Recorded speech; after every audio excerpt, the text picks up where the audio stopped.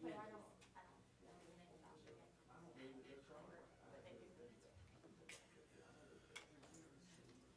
No, Worse side on the it is, every type of person that there you could ever imagine, from every country people watching imaginable. and. Yeah, that was what you let me out. I know, right? So how was it? Amazing. I do not want to live there. It's a fun place. Busy place.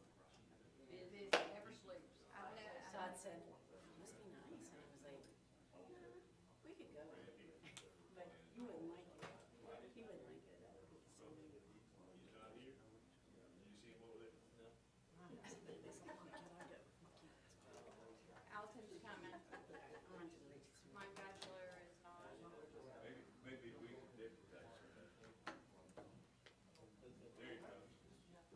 Okay. Randy's not coming either. He did not respond to me. He's coming in. Randy? No. Alton. What was Thursday? What is it, the second?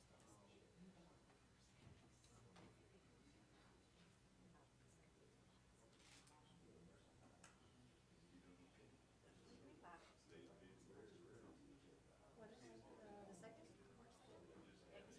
third?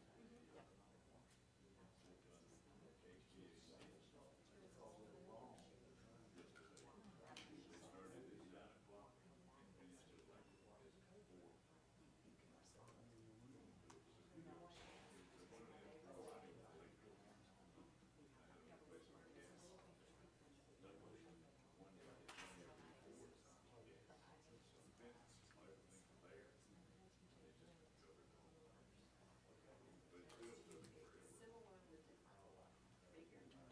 At least you know your bigger side. Me too. Me too. Issue putting anything through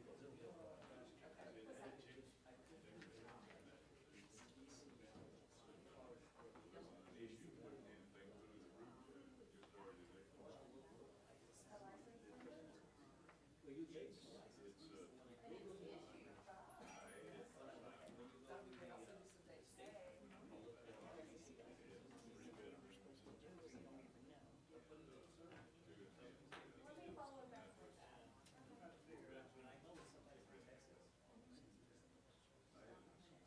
This might be a section you didn't do because you only did sections. My daughter's coming in case maybe it gets antsy. Oh, yeah, there you go. Okay, thank you. You're the first. Couple more hours sleep. Could have used a couple more hours sleep. Where was? And I'm here all day. Tired today. Yeah, especially the active sleeping. After the meeting. Can you tell by those pictures?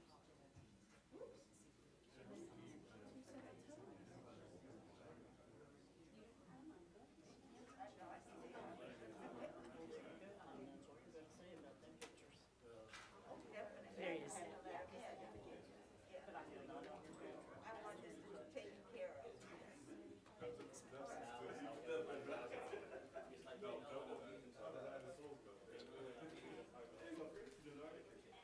What's up? How was your, the original seal I gave son?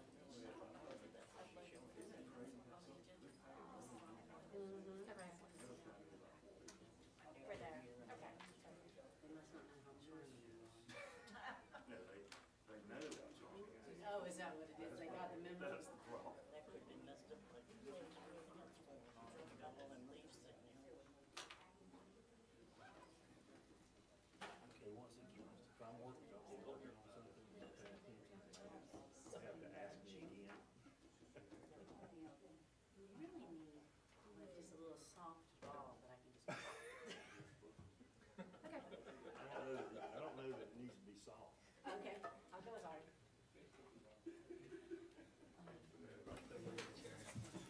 All right, we're in the stinky chairs again. I know.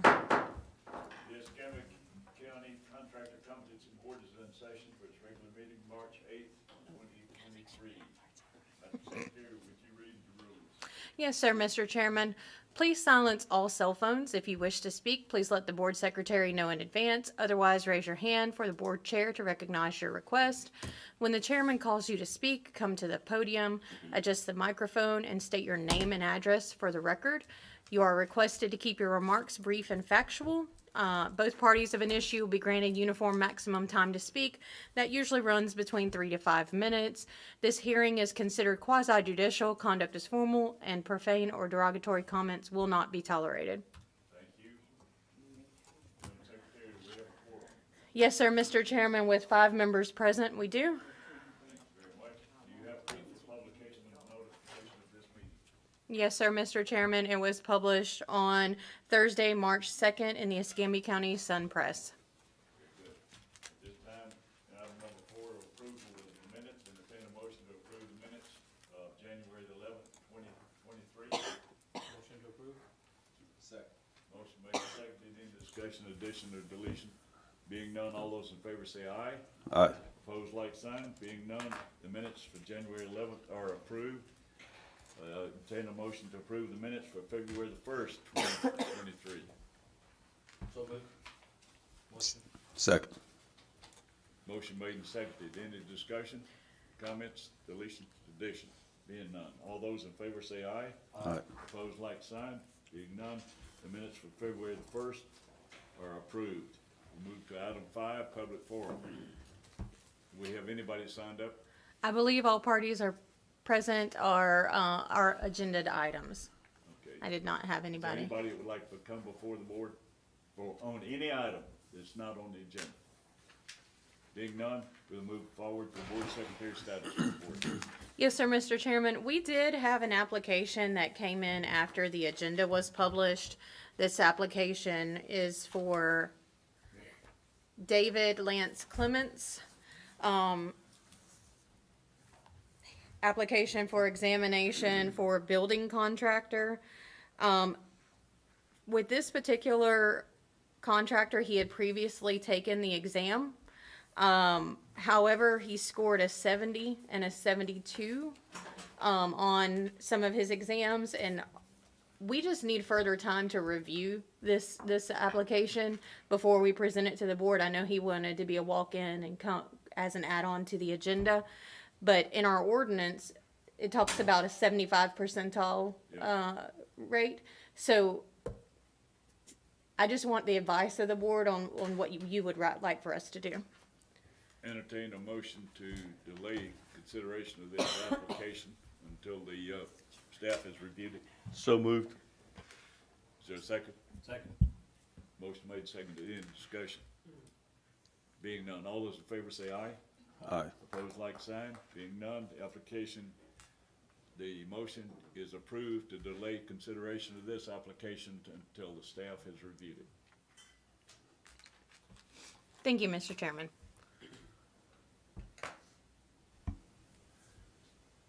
That's it for my update. That's it. We'll move to contractor applications. Item number 1, Kelly Hardeman.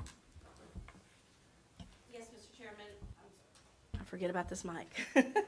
Mr. Chairman, we have Kelly Hardman here for an application for reciprocity from Santa Rosa County for a residential contractor. He marked yes on the financial part, so he is here on that matter. Mr. Hardman, if you'd step up and state your name and record for the case. Kelly Hardman, 1637 Garcon Point Road, Milton, Florida, 32583. Okay. You have anything to state about the financial issues? Do you check this? Yes to?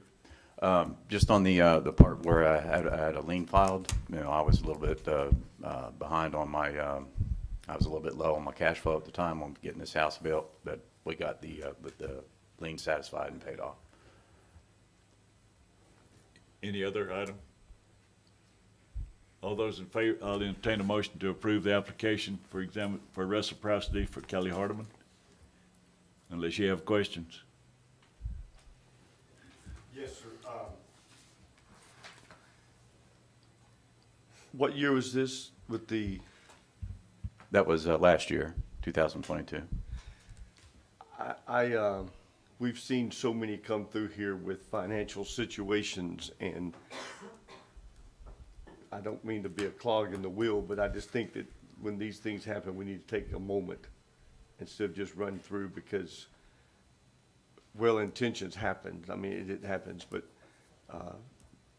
The job was completed and it was, the permit was I finalized. read where you, yeah, and they signed off on it and all, but I have reservations. It's okay. Still we need to consider a motion, one way or the other.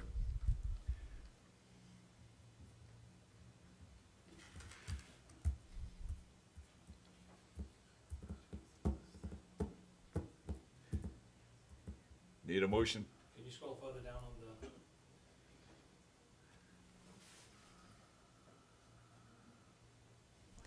I have to confer with Mr. Lister on the same thing. I have the same reservations on the same issues, just because we have had so many recently of this same. I mean, I understand that you took care of it and I get it, but I have the same reservations. So you're, sorry, Mr. Chairman. Go ahead. You're registered now in Santa Rosa County, is that correct? Yes, sir. Was there anything that happened with them with this situation? Was there any, anything with the competency board at all over there when this No, took no, place? sir. No, sir.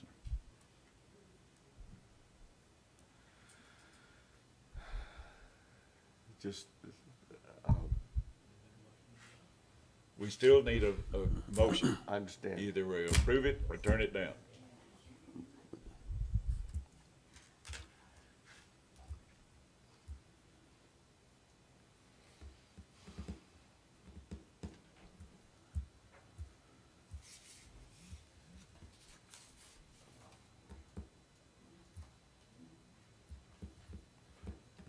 We need some action. We've got two board members that are. You still have to have a motion. You have to consider the request. It either has to be approved or denied.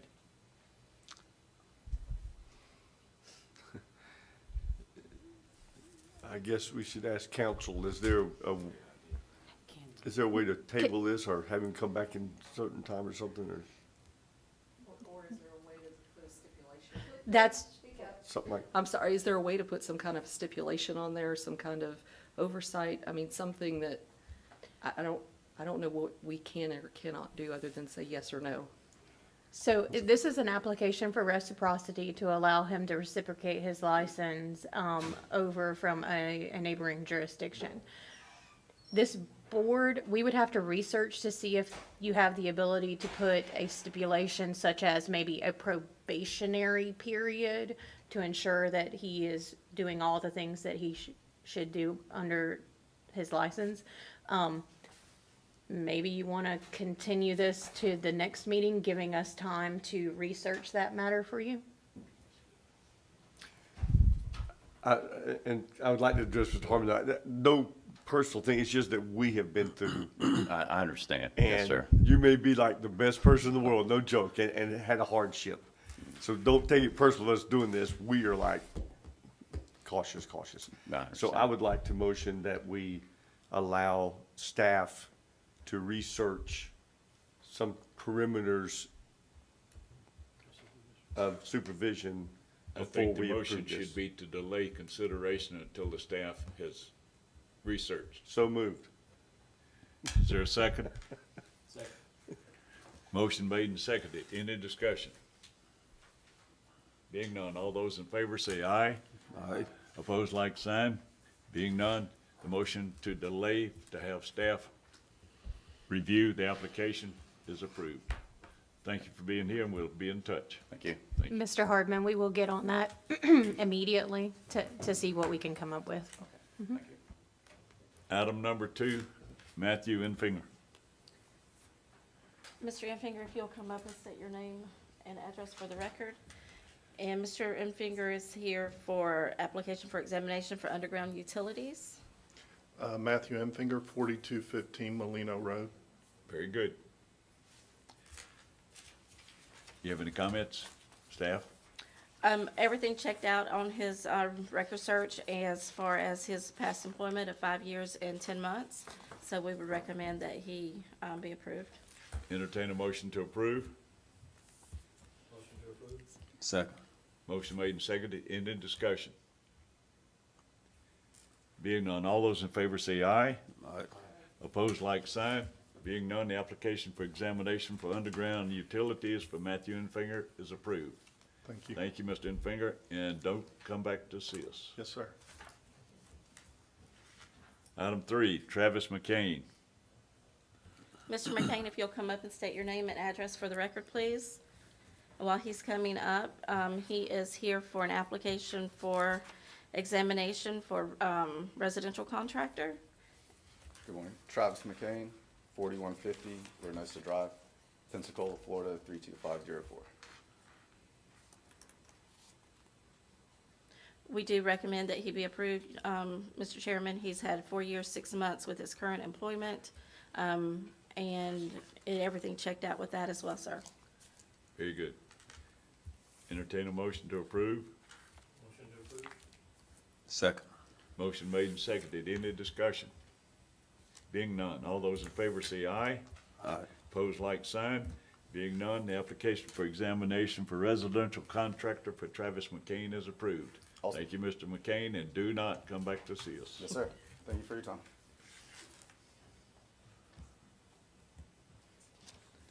Item 4, David Poole. Mr. Poole, if you'll step forward and state your name and address for the record, please.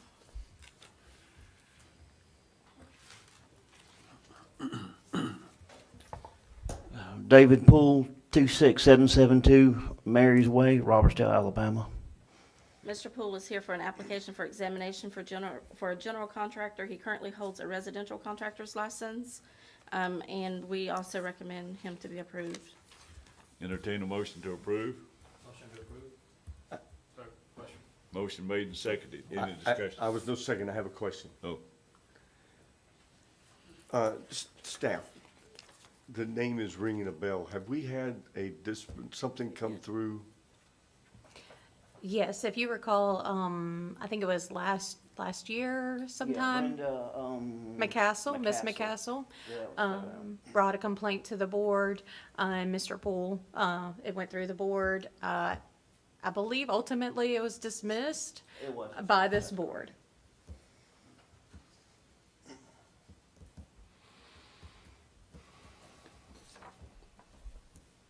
we have a motion. And second thing was, he has a bankruptcy also just happened, I mean, it's been a few years ago.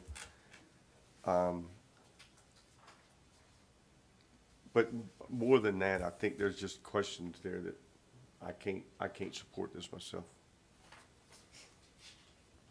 But there's a bunch of others. We have to have a motion, one way or the other. He's already motioned. We got a motion. Do we have a second?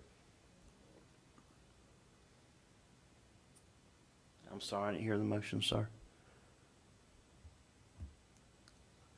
You have an application. The motion was We made either to have approve the it, application. Disapprove it, give some recommendation one way or We're the waiting other. on a You second. can't If just we let don't it get a hang in second, there. the motion will die. Wait, Doesn't have a second. please.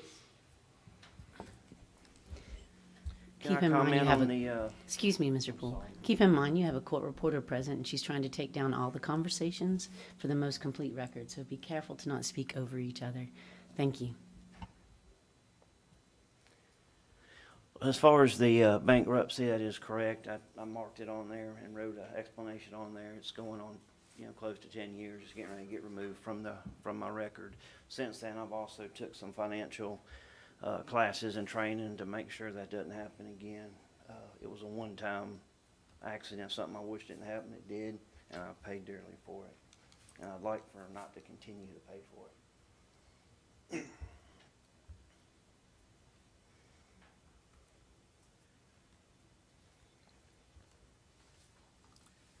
We gotta do something.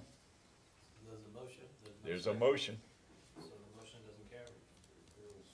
but he has an application before us we have to consider. we either turn it down, approve it, or give him some stipulation. You can vote it down, that's Miss- all you can do. Mr. Poole, how long ago did you receive your residential license with Escambia County? I have to look at the record to make sure I tell you the truth, but, I got my Alabama one as well. Mm-hmm. I think I got one of them in 20 and one in 21, if I'm not mistaken. I'd have to look at the record, but I want to say around 2021 on, I don't know if I got Alabama first or Florida, but I got one out together. So the reason I asked that question is because this was previously declared on an application for examination for residential. So this matter has come before the board before, and you approved him to test for residential. He was being honest and declared it again, for this application. So just keep that in mind. I have a question. When you say that it was previously, so he was previously before this board? He came before this board to apply for residential was contractor application for exam, and he marked that on his previous application. And it was approved. He was allowed to take the examination. And what was the previous, again, I wasn't there, so I don't know. What was the previous complaint? I understand it was dismissed, but do we know what the previous complaint was? When I say this, I don't mean no disrespect to be funny, I really don't know. She wrote about 3 pages just trying to shoot stuff out. The first time the board actually found that they thought I should go to the next phase. But when I asked what the charge was, the attorney at that time or the board couldn't produce any violations that I had violated.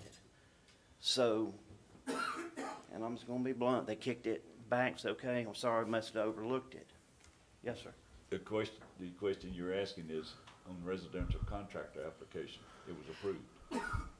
No. This information was on there about the bankruptcy. So we're talking about 2 separate instances. Yeah. He applied for examination, was approved, took his test, got his residential license. Ultimately, I think it was a year or so ago, Ms. McCassell filed a complaint against that residential license, which was ultimately dismissed. Hold on just a second. Hold on just a second. I'm sorry, Mr. Patel. Mr. Lister, you can't have a conversation that's not on microphone, okay? Thank you. I can help answer that. The complainant had terminated Mr. Poole. There was an exchange of money. He performed work.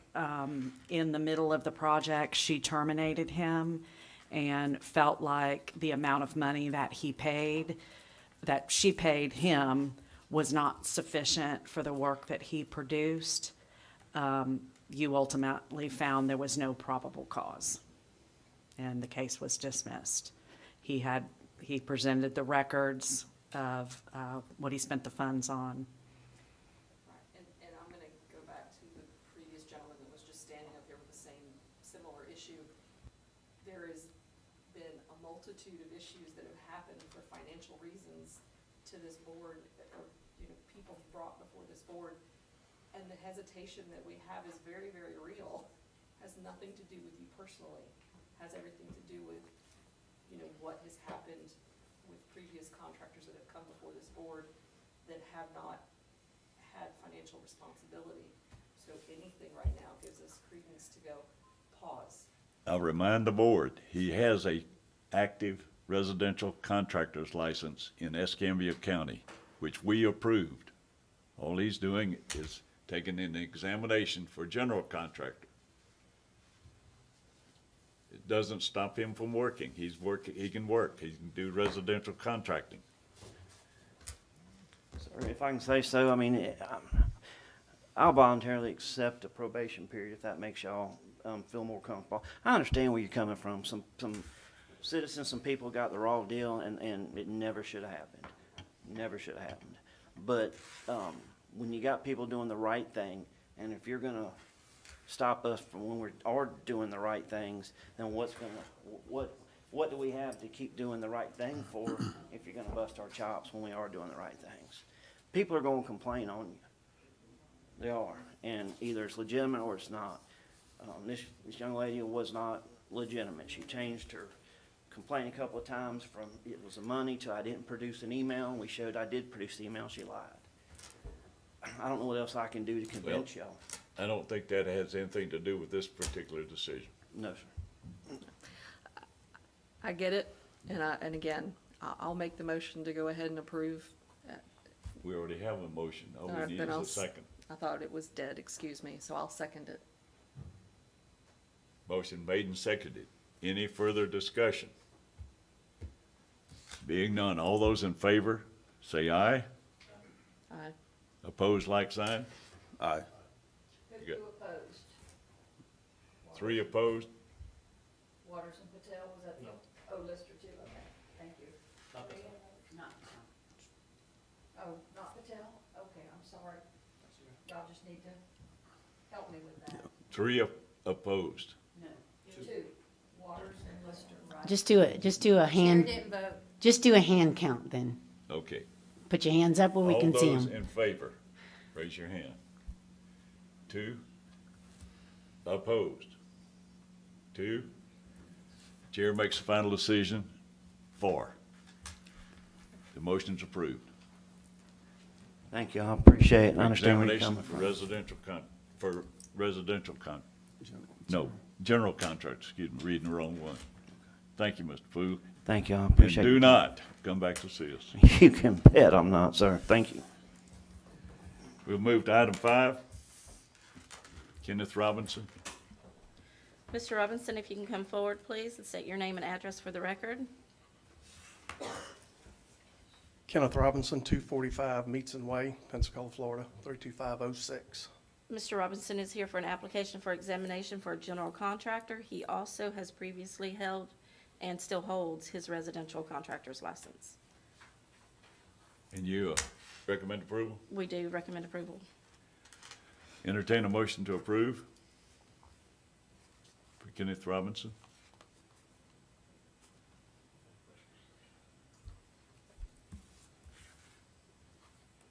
Staff does recommend to approve. Yeah, she said that. Motion to approve. Is there a second? Is there a second?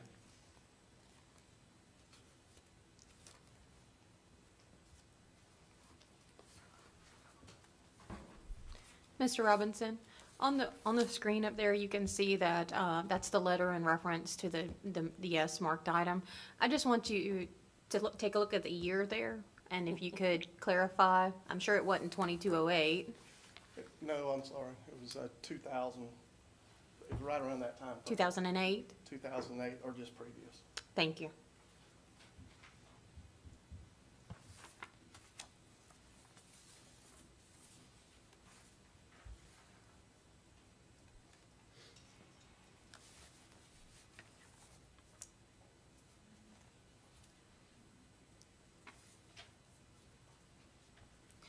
And Mr. Robinson, how long have you held your residential license in Escambia County? Oh, gosh. I think around 2002. I'd have to look, I'm not 100% sure, it's been a good while. Started out residential, converted to certified, which I'm currently certified. I hold a contractor's license in Alabama, and I just wanted to upgrade this to general to not be so limited. Is there already a motion? Yes, Mr. Patel, I think, made a motion to I'll approve. second it. Motion made and seconded. Any further discussion? I'd just like to make a comment. I'm sure, Mr. Robinson, you're listening, so you understand the reservations about this. Absolutely. And I read your situation, and, you know, divorce is not fun, period.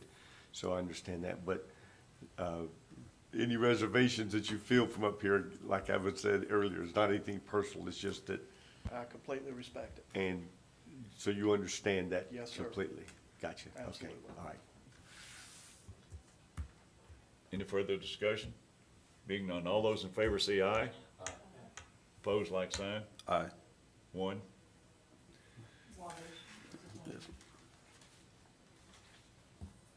Being no further voting, the application for examination for Kenneth Robinson for general contractor is approved.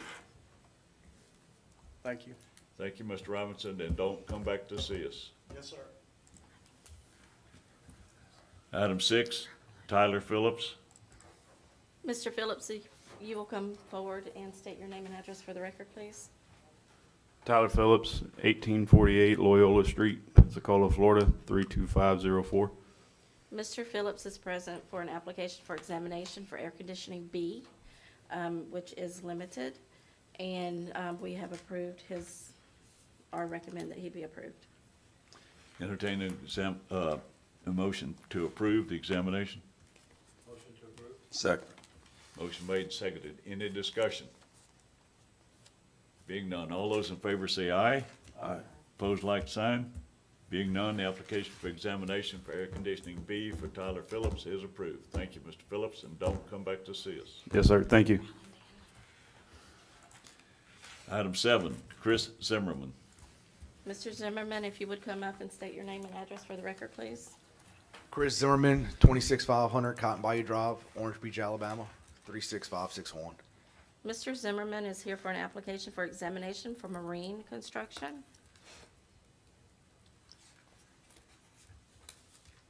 Based off of everything that we could research, we would approve his application. Motion to approve. Second. Motion made and seconded. Any further discussion? Being none, all those in favor say aye. Aye. Opposed, like sign. Being none, the application for examination for marine for Chris Zimmerman is approved. Thank you, Mr. Zimmerman. Thank you. And don't come back to see us. Item 8, Clifford Cone. Mr. Cohn, if you will come forward and state your name and address for the record, please. Clifford Cone, 292 St. Sabbath Street, Pensacola, Florida, 32503. Mr. Cohn is present for an application for examination for master plumber with gas. He's previously passed his examinations for business and law at a 90 and master plumber with gas at an 86 score. So we would recommend that he be approved. Motion to approve. Second. Motion made and seconded. Any further discussion? Being none, all those in favor say aye. Aye. Opposed, like sign. Being none, that motion from Clifford Cohn's application for examination master plumber with gas is approved. Thank you. Thank you, sir. Don't come back to see us. Patrick Gansel.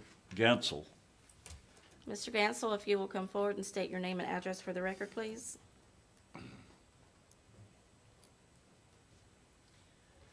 Patrick Gansel, 4634 Wilkerson Bluff Road, Holt, Florida, 32564. Mr. Gansel is present for an application for examination for master plumber with gas. We've recommended that he be approved based off of his experience verification form. Motion to approve. Is there a second? Second. Motion made and seconded. And who seconded? Okay. Motion made and seconded. Any further discussion? Yes. Can we scroll up a little bit? Okay.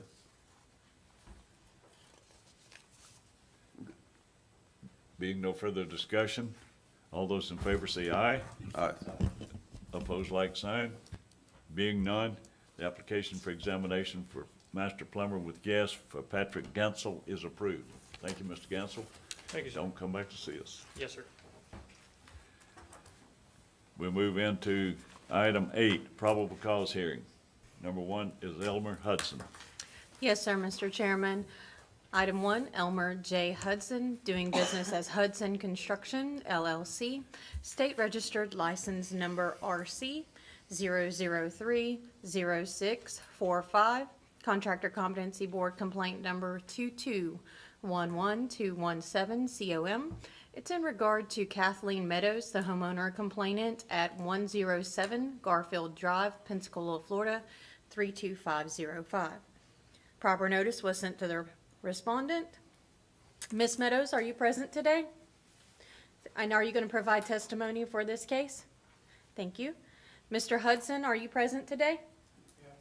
Are you going to provide testimony for this case? Yes. If you could all please stand and be sworn in. And yes, sir. And we're gonna go ahead and have Ms. Reber sworn in, and she will remain sworn for the entirety of this meeting. Do you solemnly swear the testimony you're about to give will be the truth, the whole truth, and nothing but the truth? Thank you. Ms. Reber, was a formal complaint filed with the board, and on what date was it filed? Yes, there was, November 11th of 2022. And were you able to communicate with the complainant about the case? Yes, I was. Were you able to communicate with the respondent about the case? Yes, I was. Did the complainant provide supporting documentation, and is it attached to the agenda as backup? She did, and it is attached. And did the respondent provide supporting documentation, and is it attached to the agenda as backup? He did not provide any documentation. Were permits obtained? If so, when, and what are their current status? A permit was obtained for a re-roof for 3 squares. That was obtained by Mr. Hudson on July 1st of 2021, with a final inspection passing on October 5th, 2022. Since this, Mr. Hudson has obtained another permit. It was issued yesterday, and final inspection is set today, and that was an alteration permit for windows, a little bit of siding, sheetrock, and some wood rot. Staff would request that the documentation attached to the agenda as backup be moved into evidence. So moved. Second.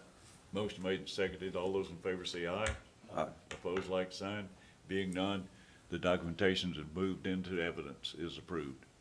Ms. Reber, were you able to assign any alleged violations to the case? If so, please state each violation and your justification.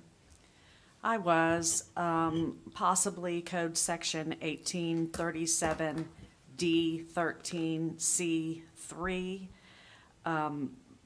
This property had a damage from a tree that fell on it, and Mr. Hudson repaired that area and then cool sealed the entire roof. Miss Meadows still has an area that's leaking that I observed as well when I inspected the home. Ms. Meadows, this is your opportunity to come to the podium and address the board. Please state your name and address for the record.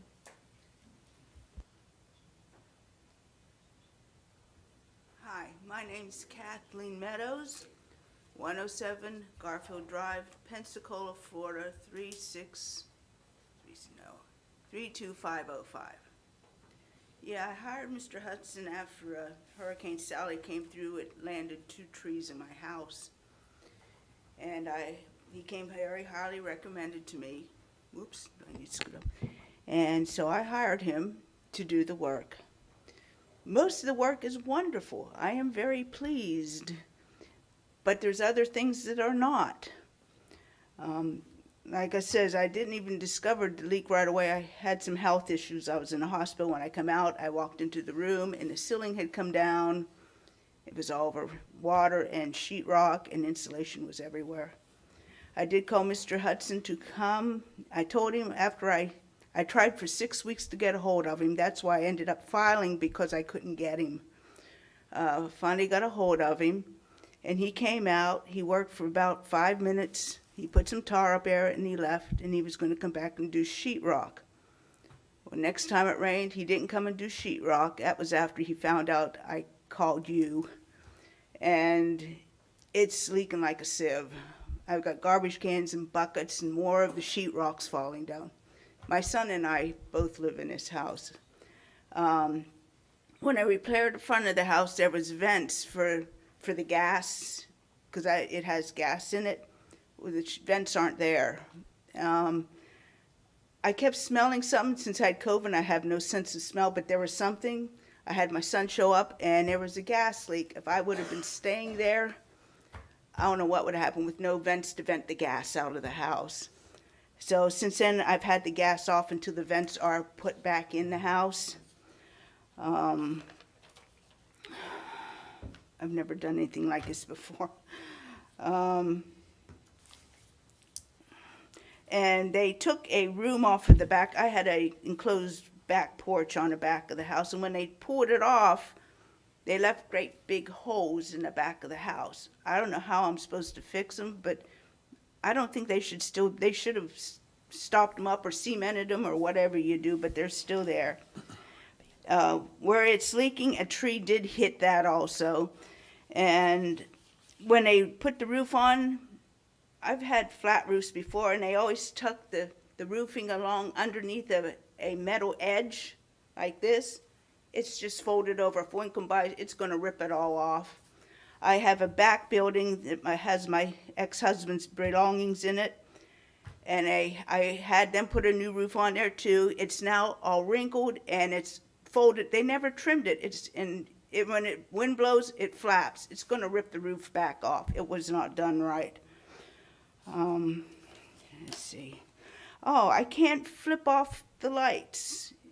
I had lights on that went around the house for the back of the house, and the switch is gone. I can't turn them on or off no more. He did trim some wires along the back, and there was outlets along the back of the house. They're all gone. I live in Mayfair. You need lights. You need dusk to dawn lights, which I had, but now I don't even have any way to turn them on or off. They're gone.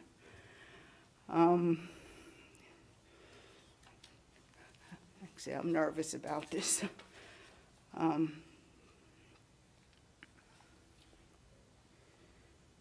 But yeah, see, I got the roof, my older son, he has done some construction work, and he turned the gas off to the house so I can get the vents in, and he already bought the new piping because the pipe was ripped. I don't know if they pulled the stove out when they put the ceiling up, because it just kind of spread when the water started dripping in the house from the tree, and it spread, and so there was kind of 2.5 rooms where the ceiling had come down. And so they moved all my furniture around and the appliances. And after they got through working is when I smelled the gas. So my son actually moved the stove out, and the pipe was tore. So my son actually bought it, but he didn't put it on yet. He knows I won't mess with something until we get the new vents put in the ceiling. I feel very uncomfortable staying in this house until these things are fixed. So I actually work part-time in Alabama and part-time here, so we've been staying up there more because I'm afraid of the house till we make sure it's safe for us to live in. I think, and you all got pictures of everything, and like I said, there's pictures of the buckets that I have to keep down, and where they did the roof, where it's just folded over, it's not tacked down. I think that's about it. These are extra pictures that were not in the agenda. She does have copies. She took these on Saturday, if you want to see them. If she's got copies, you can pass them. I also wanted to add some of those things that she spoke about, that additional alteration permit, which was not pulled in the beginning. Again, he pulled a permit on it, and those items are supposed to be looked at today. So it may come back if there's a problem and they don't work that out.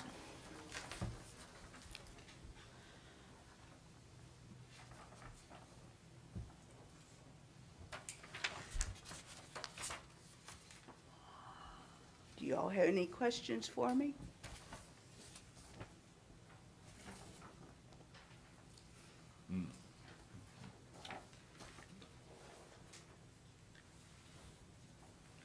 Do we have any more questions? Any more questions for me? Can you scroll this up a little bit?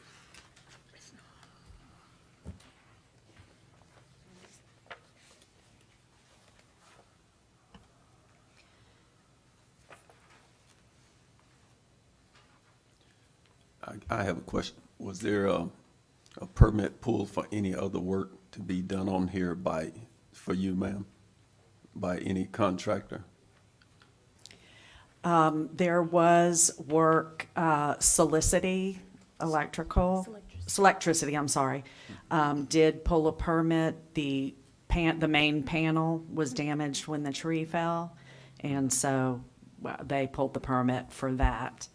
Again, the alteration permit was, that was issued out yesterday and scheduled today, was for windows. I failed to mention it was for the demolition of the back room, where she talks about the holes in the back. There was also some repair to a wall, a brick wall that he had to repair, and so all of that is set to be looked at today. So there's an inspection today? Yes. And it is the same inspector that inspected the roof originally. Did it pass inspection the first time? It did pass inspection. So just as an FYI, the roof permit was only obtained for the 3 squares of repair work. So that's just information. Yep. Any other questions? Thank you. Mr. Hudson? Mr. Hudson, if you could please come forward. It's your opportunity to address the board, and please state your name and address for the record.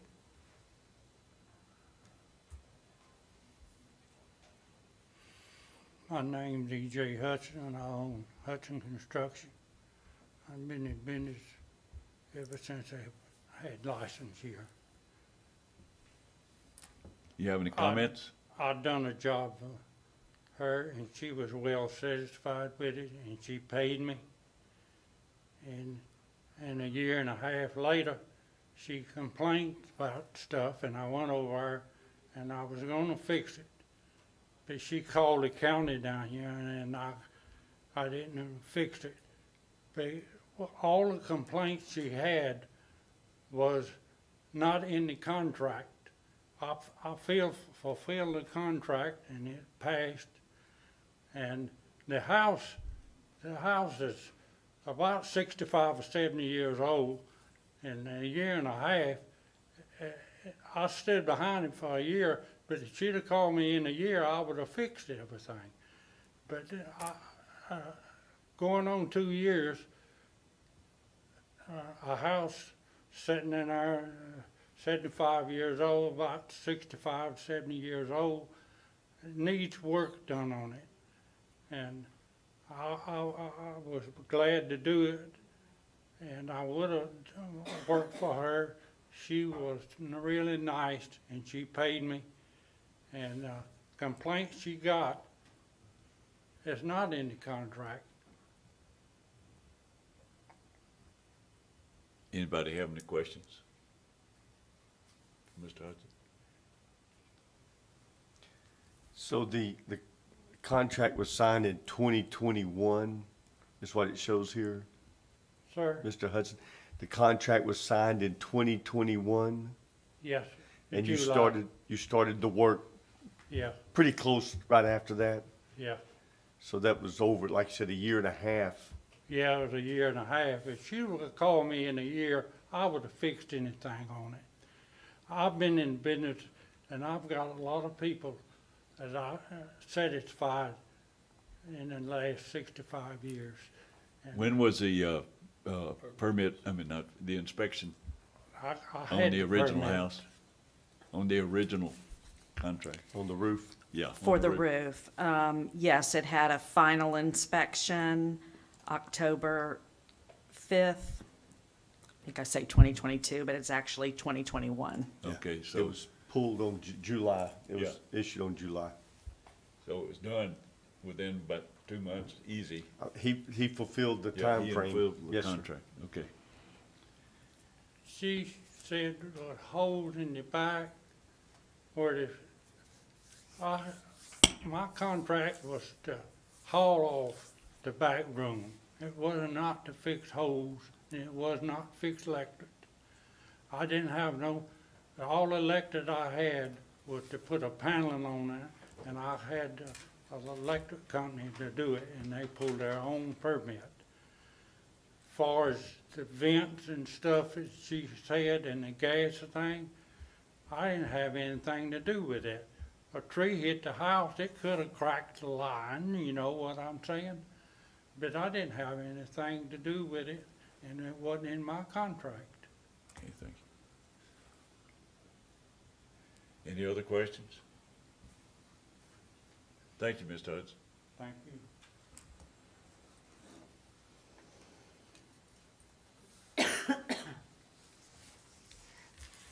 It appears his contract was satisfied.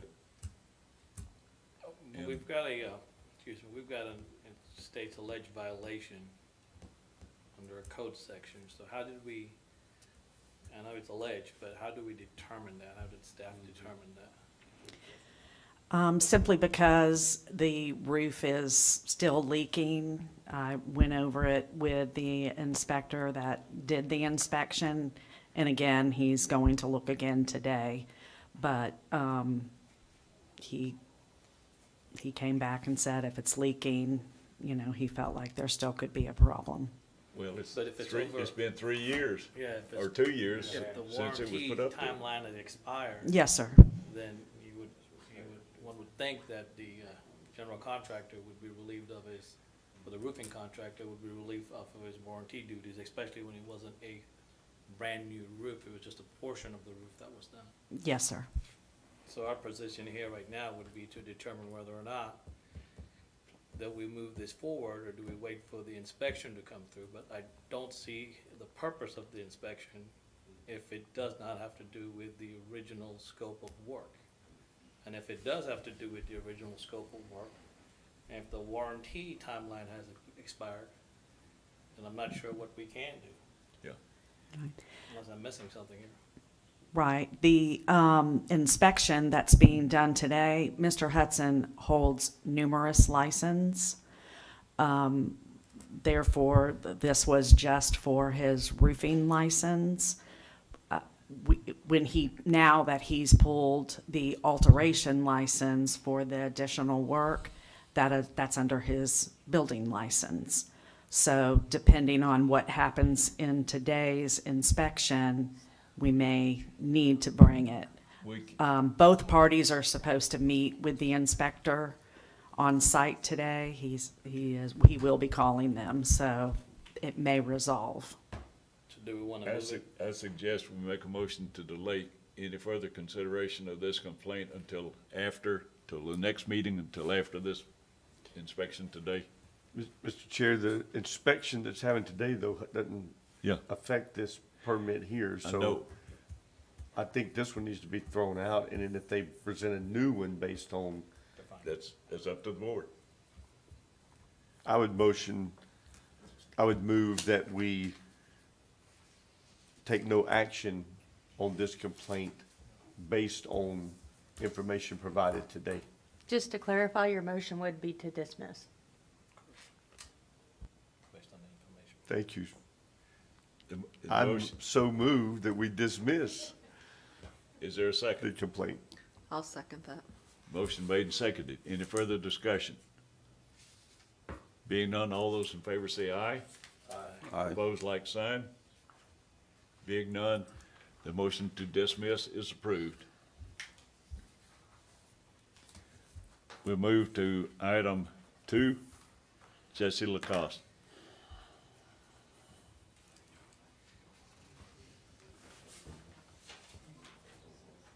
Not that you're not working.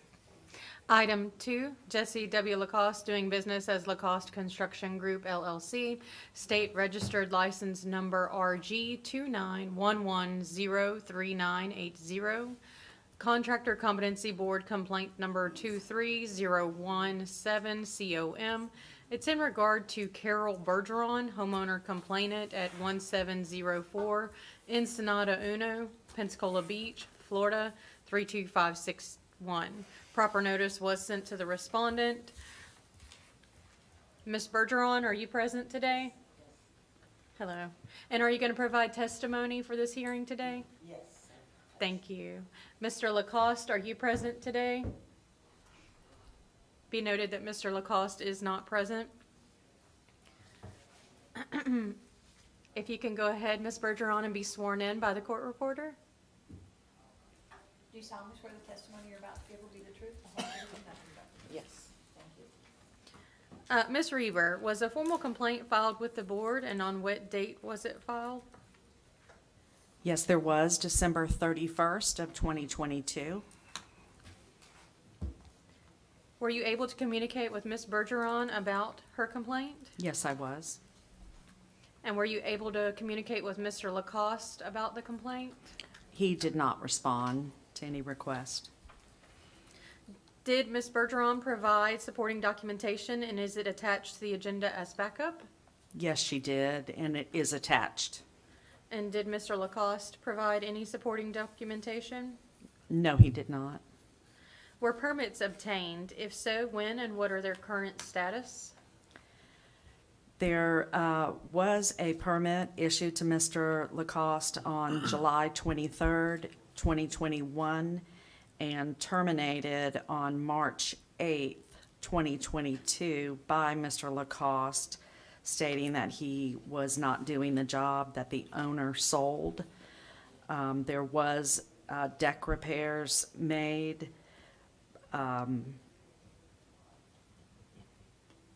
Sorry, let's see. Okay, there were deck repairs made, and there were no permits pulled for that or for siding repair.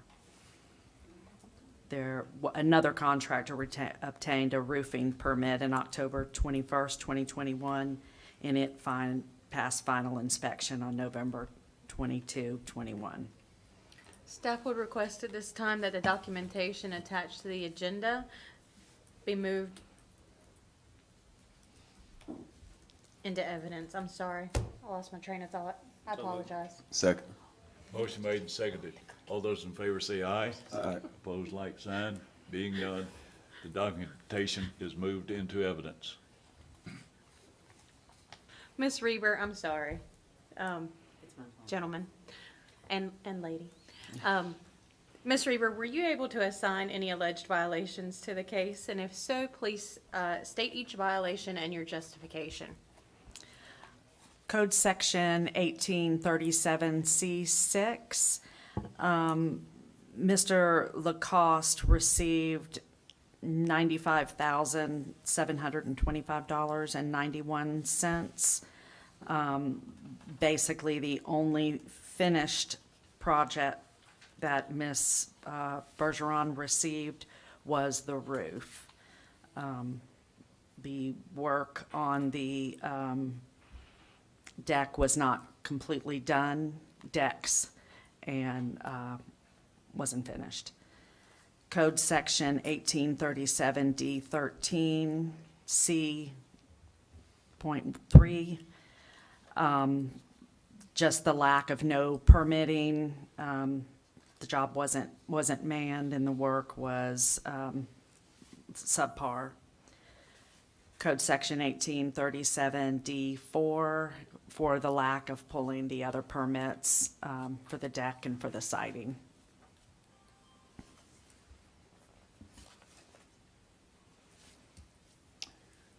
Would you like to, Yes. Ms. Bergeron? Yes. If you could just state your name and address for the Yes. record and Carol Bergeron, 3055 Ranchette Square, Gulf Breeze, Florida, 32563.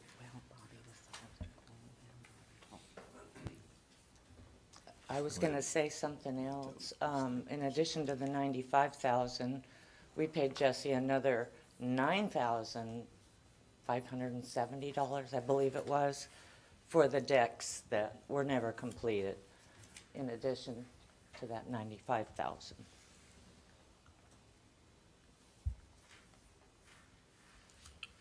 When's the last time you've been in touch with him? I tried to call him probably about 4 months ago to ask him for records to see what he says he was doing for that amount of money. No response. No response at all, no. Of course, he said yes, he would send that stuff to me. Never heard from him. What's the current state of your house now? Well, after dealing with Jesse for that year, unfortunately, I had to sell it as is because I could not afford the insurance, the flood, the fire, the homeowners. I have my own properties. I have to pay all that on, also on the beach. But I just couldn't afford. I mean, with the estate, it was like he drained us of all the money. The rent money that was collected, of course, he ended up with all that because I kept thinking, well, I might be able to carry the house a little longer. But no, he took everything. So that's what an AOB does for you. Okay. Has the AOB been canceled as of yet? Been canceled. Has it been canceled by him or not yet? I do not know about that. I had to sell the property as is with no sheetrock, no nothing, no cabinets. They just tore everything out. I don't know.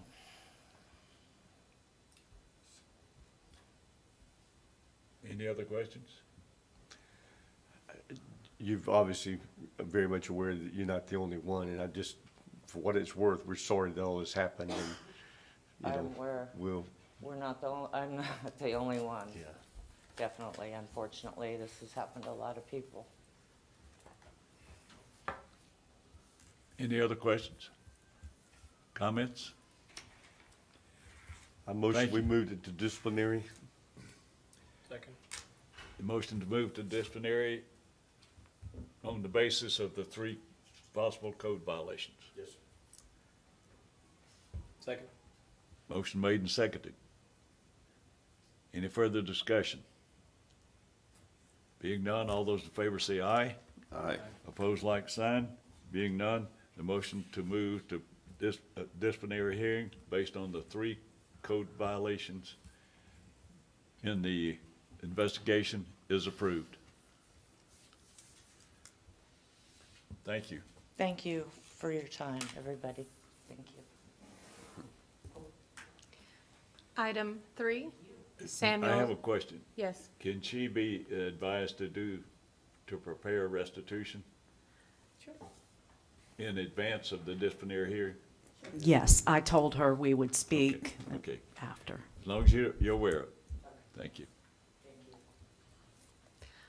Item 3, Samuel Soto, doing business as Sammy's Construction, Inc., state certified, license number CCC 1332598, Contractor Competency Board complaint number 230111, COM. It's in regard to Charles Garnett Sr., homeowner complainant at 3743 West Gadsden Street, Pensacola, Florida 32505. Proper notice was sent to the respondent. Mr. Garnett Senior, are you present? Thank you. And are you going to provide testimony for this hearing? Thank you. Mr. Soto, are you present? Let it be noted, Mr. Soto is not present. Mr. Garnett, if you could please stand and be sworn in by the court reporter. Okay, I have some additional pictures, which you haven't seen. No names. Sir, please raise your right hand at this time. Do you solemnly swear the testimony you're about to give will be the truth, the whole truth, and nothing but the truth? Yes, I do. Thank you. All right. My name is Charles Garnett. I live at 3743 West Gadsden Street. Thank you, Mr. Garnett. I'm going to ask Ms. Reber a few questions really quick. Okay. And then you'll get your opportunity to speak, You're okay? gonna ask me a question. I can if you Okay, want. yeah, no. Ms. Reber, was a formal complaint filed with the board, and on what date was it filed? There was January 9th, 2023. And were you able to communicate with Mr. Garnett about the complaint? Yes, I was. And were you able to communicate with Mr. Soto about the complaint? Yes, I was, and he submitted a response and photos. Did the complainant provide any supporting documentation, and is it attached to the agenda? Yes, he did, and it is attached. And you said Mr. Soto did provide stuff, and it's attached as well. Yes. Were permits obtained? If so, when and what are their current status? Yes, there was a re-roof permit issued to Mr. Soto on October 7th, 2022, and passing final inspection on November 1, 2022. Staff would request that the documentation attached to the agenda as backup be moved into evidence. So moved. Second. Motion made and seconded. All those in favor say aye. Aye. Opposed, like sign. Being none, all documentation presented would be moved into evidence. Ms. Reber, were you able to assign any alleged violations to the case? If so, please state each violation and your justification. Yes, I was. Code Section 1837D13C3. The inspection passed. There was some things that Mr. Garnett questioned. When the building inspector reviewed it, there were some things that he did agree this was an inspection by affidavit. But then Mr. Soto submitted a response and justified with Florida Building Code some of those issues. So there possibly could be some misconduct.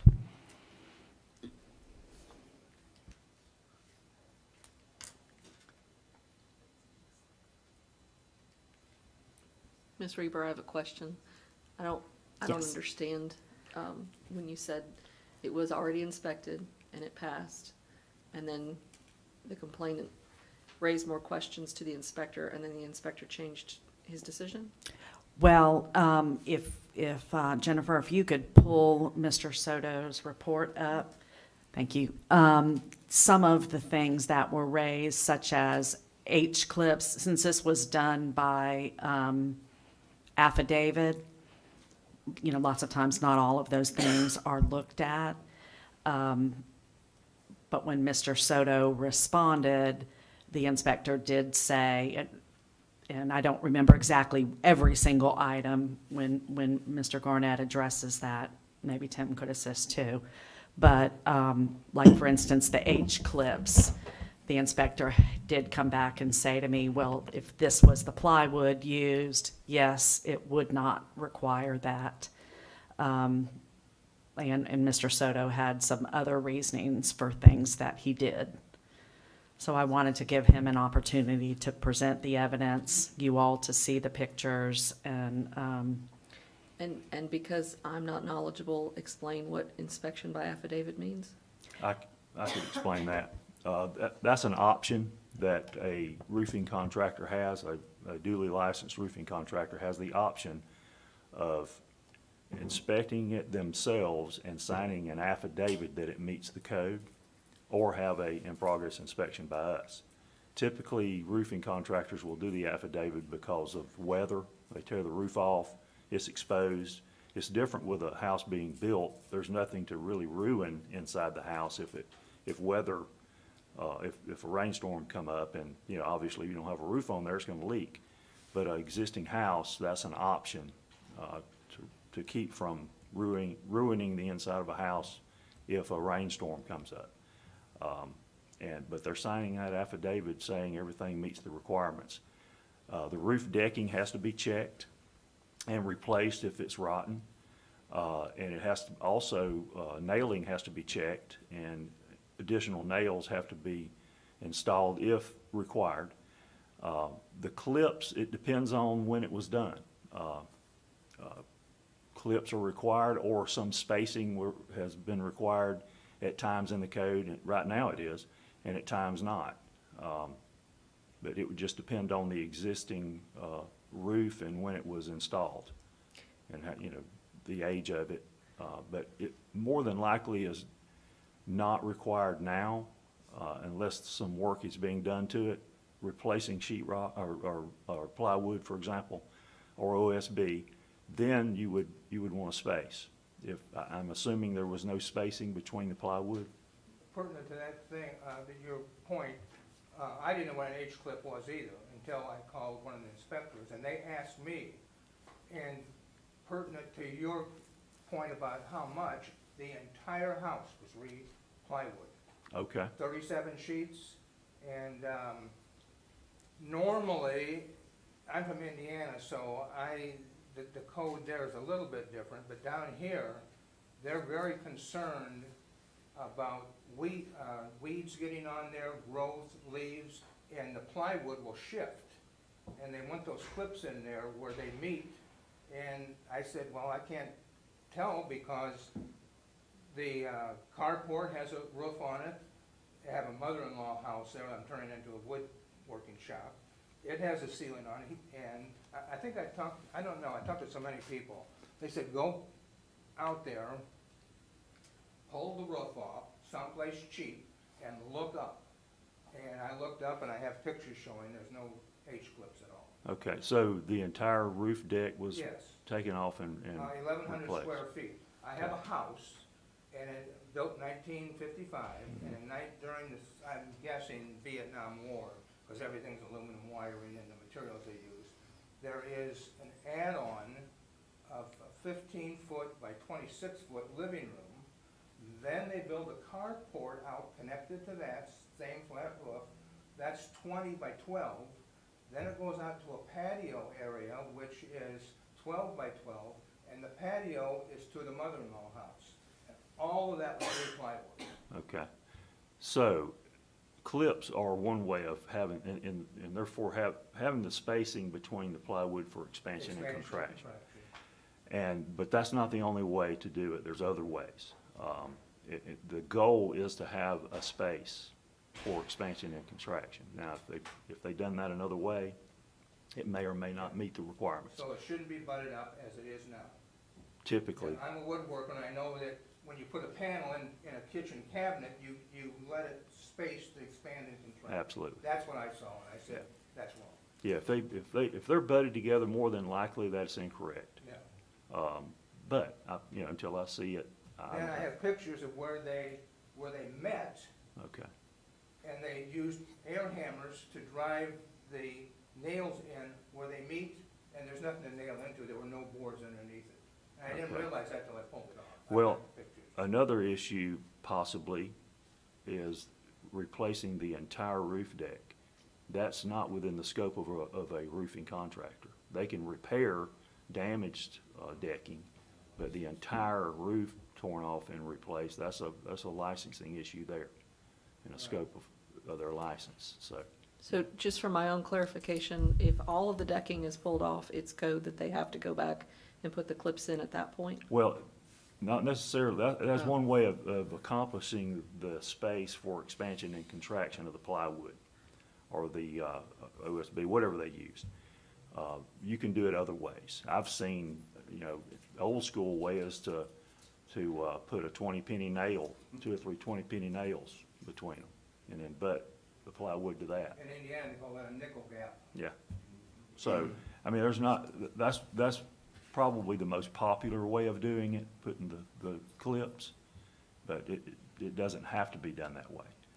But we have another issue with replacing the entire roof decking, so. There are numerous photos in there, not only from Mr. Soto, but from Mr. Garnett as well. And the affidavit does have pictures. Right or wrong, Mr. Soto did give reasoning to try and address each issue. I have a question. So walk me through this timeline. So the roofer signed an affidavit stating that he's done it all according to code. Right. So is that affidavit portion of it correct so far based on our investigation or based on the roofing inspector's investigation? Because I think we need to start with that affidavit first. Has he lied on that affidavit or has he told the truth? Well, I don't know. That's a question I'm asking. That question? I haven't reviewed any of it, so. The father, who has 2 sons, Daniel and Samuel, nice guys, he formed what I think a quasi-corporation because I think he lost his license in Illinois. I Googled him, got J and A Construction. I wrote the Secretary of State of Illinois to see why his corporation was defunct. And they said, and if it's a government thing, they'll reply in 7 days. But since it's a commercial question and concerning a commercial enterprise, they have to wait 60 days, or they can wait 60 days. So I haven't heard back from them. But I did get a clerk at the Secretary of State's office saying it was revoked for cause, but she doesn't know why. So I'm waiting for that response. So in the meantime, they come to Pensacola, he forms two corporations, one with one son, one with the other. And concerning your question about the affidavit, they started work, it was a 5-day job. They started work on October the 17th, which was a Monday. On the 19th, they completed the affidavit with 3 more days to work. And just coincidentally, I looked down who notarized this. It was the other son. So there you go. And I think you have a copy of that. You probably, didn't see the details, but it was. Yes, sir, it's all in the record. So. And he's not here today, correct? Mr. Soto is not present.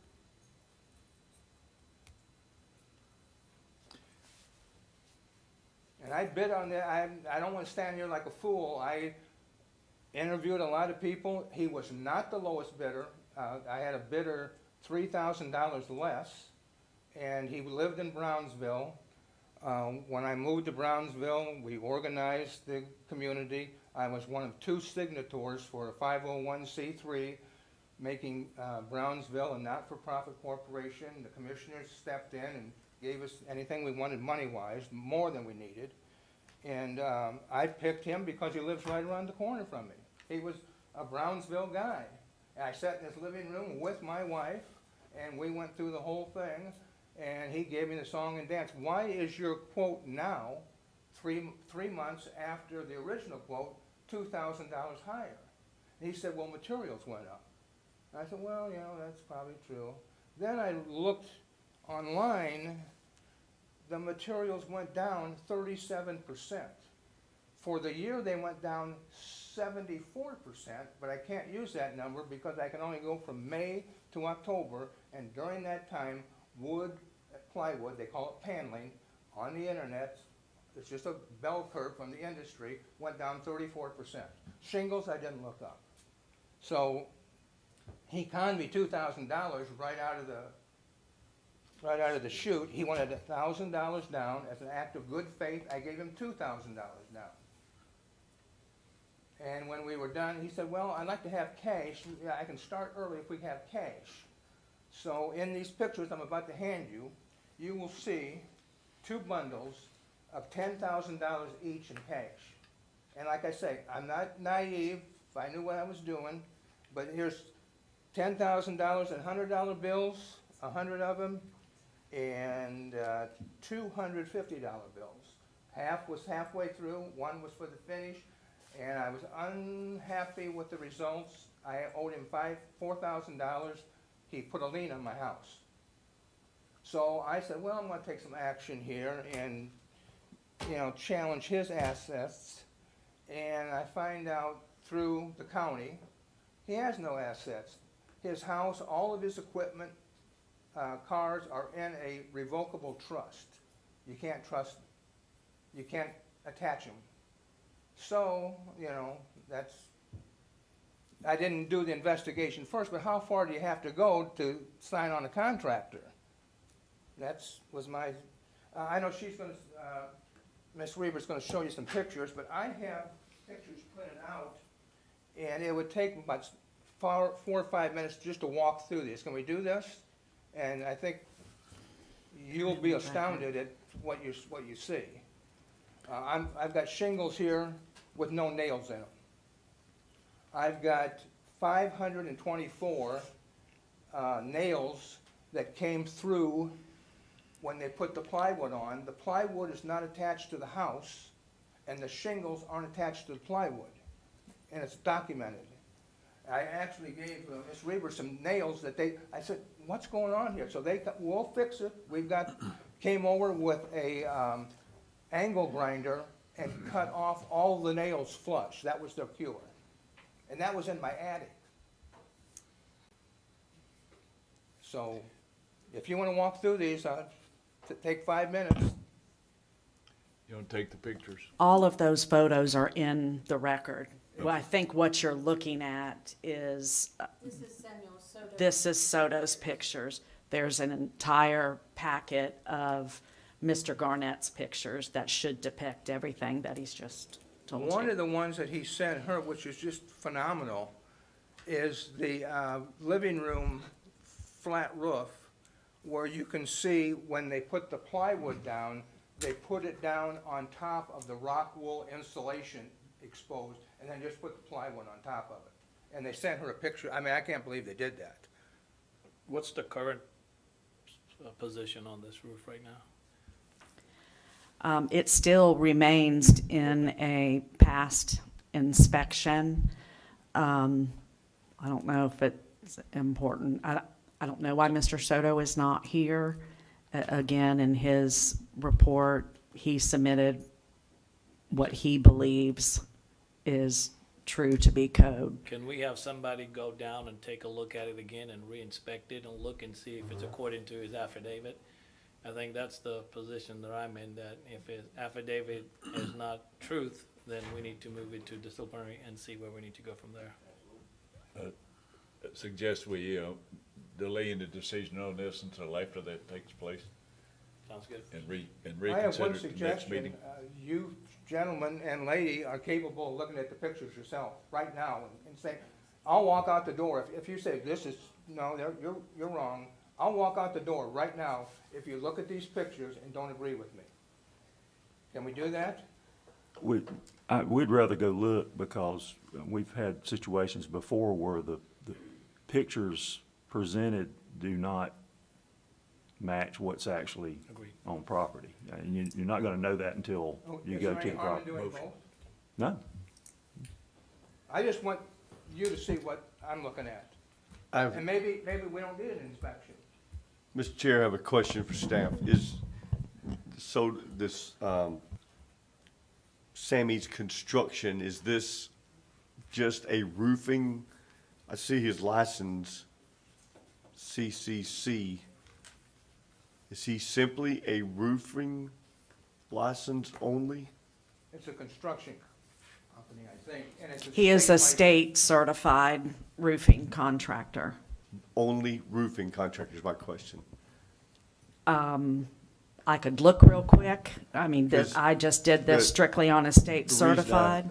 The reason I have that question, Mr. Timmons, from the pictures, and these are the pictures I think that they submitted, there's a good bit of woodwork that's done along with, looks like they changed out all the plywood and all. And the question would be, when somebody goes and looks to determine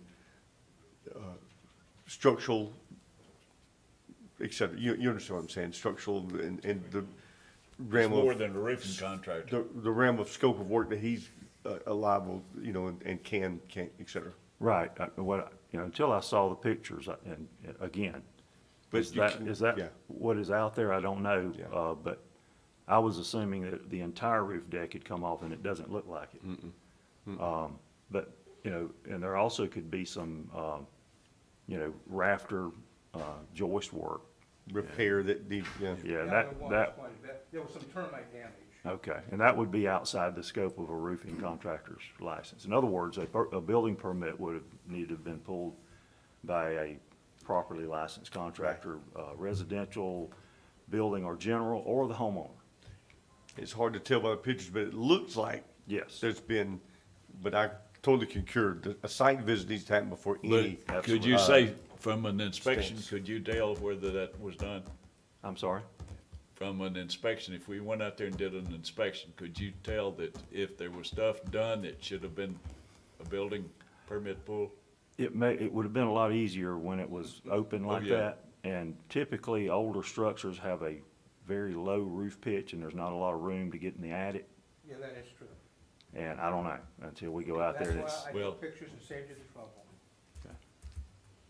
So So as you see on your monitors now, this is, our not Microsoft, My Government Online, permitting software system. Samuel Soto only has a roofing license, and that is it. A roofing license? Mm-hmm. No building license? Okay. So to tag into Mr. Patel's motion to let staff Yeah. do inspection, I second that motion. Okay. We want to restate the motion? Motions for staff to do the investigation based on the affidavit was provided to be sure that it was according to code. And report back to us at the next meeting. Okay, motion made and seconded. Any further comments or discussion? Being none, all those in favor say aye. Aye. Opposed, like sign. Being none, the motion to do an investigation to determine the validity of the affidavit is approved. So you're not gonna look at my pictures? We don't need to. Okay. Mr. Garnett, we're actually gonna get those pictures from you, and we are going to add them to the agenda for the next meeting. That way they will be before the board. I'm just trying to expedite. Yep. To your remarks, it's an old house. And I'm happy if it's banged together, I can trim it out, I'm a carpenter, I can do that. What I bought for $26,000 was a roof. I've got pictures here of shingles with 2 nails in them, one at each end. Nails protruding, which you can't see because they cut them off. So, Are you speaking of like what we call a shiner, where they miss the truss or the rafter? how about 27 in a 6-inch area? Okay. Where they just kept driving them in until they hit something solid. Well, that's typically what happens if, and you can tell if you're using a the nail sound of gun it, and the feel, but, you know, and they just leave them typically until they get them in the right place. And, I mean, it could be nailed fine, it's just that they miss those, is what I'm saying. Mr. Soto used some terminology that. Ms. Garnett? Every bay of the house has that. Mr. Soto used some sort of terminology that I asked the inspector about, and basically it's used as support. If you could go back to I don't know that we need to do that, his response where he talks about the mist. I don't know what that means, but got that's motion what the voted inspector approved. listened to. We have a motion that's been approved. That there's no nails. Yeah, but be sure he understands that the decision on the complaint is not resolved until after we get this back. All right, I'm happy if you are. So, Mr. Garnett, this matter has not been dismissed, it's just been continued to the next meeting to give the building official the time to Okay, take a I just look. felt like to have this thing over, you know, because I think coming in hot weather, the roof is gonna have to be repaired by someone, so that's kind of where I'm coming from. So I can come back again? Oh, yes, you will come back. You'll receive notice of the next I meeting. was kidding. Okay. Thank you, Mr. That'll be in Garnett. 30 days or not? It's dependent upon, their schedule. It's usually the first Wednesday of the month, Oh, I don't. but you'll receive You'll notice. notify me, okay. Yes, sir. Yeah.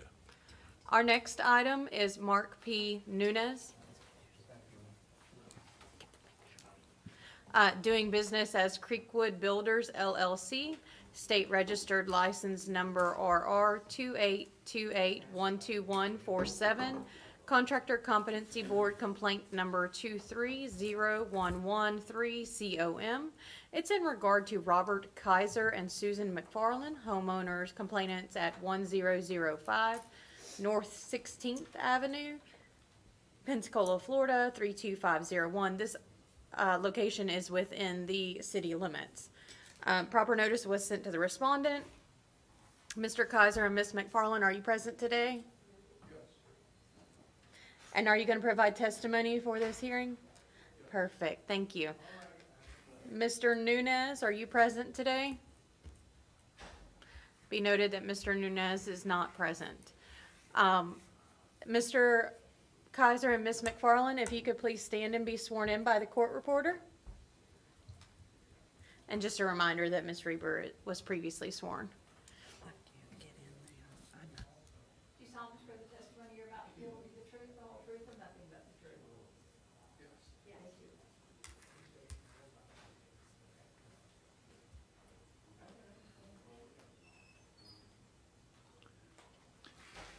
Ms. Reber, was a complaint filed, and if so, what date was it filed? Yes, Just a sorry, minute. excuse me. She's,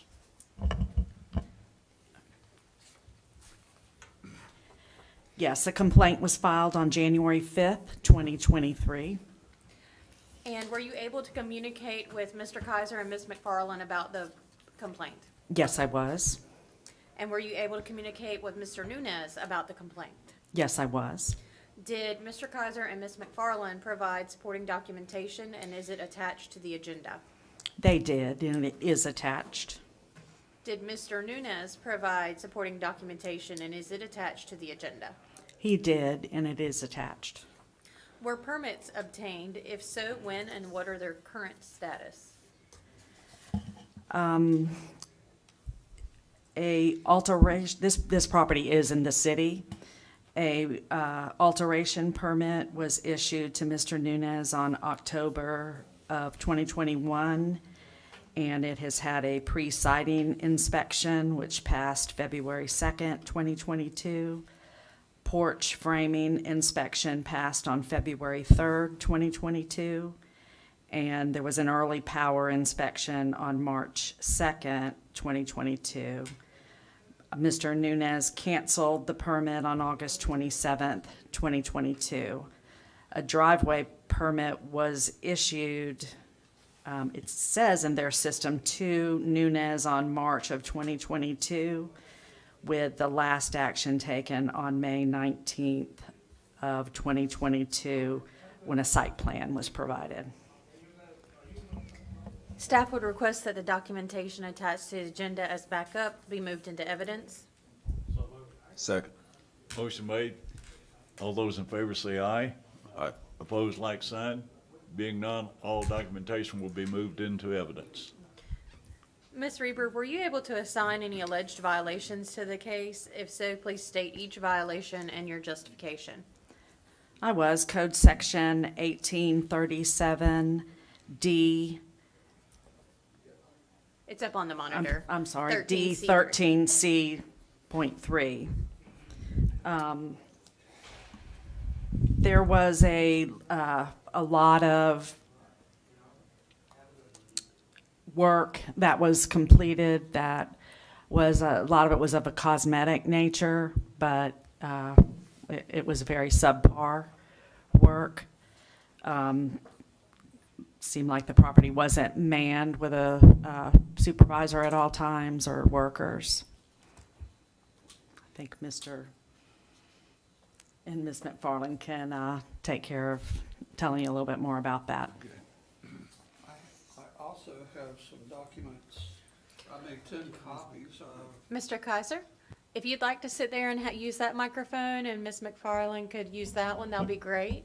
Thank you so much. First, I'm going to need you to both to state your name and addresses for the record, okay? I'll begin. My name is Susan McFarland. I reside at 508 West Gregory Street, Pensacola, 32502. And my name is Robert Kaiser, 1827 East Lee Street, Pensacola, Florida, 32503. Perfect. And you said you have some documentation? I do. I was told I could make 10 copies for the board. Yes, sir. And it's just, it's a compilation of the text messages that Mr. Nunez and I had been discussing the property, the work on the property, the quality of the property, what had been done, what has not been done, items that were missing, the poor quality of workmanship. And instead of going through all of that, the real composite to this entire package supplementary package is on the front page, when we entered into the agreement, the time period for the contract was for 86 days or approximately 2.8 months.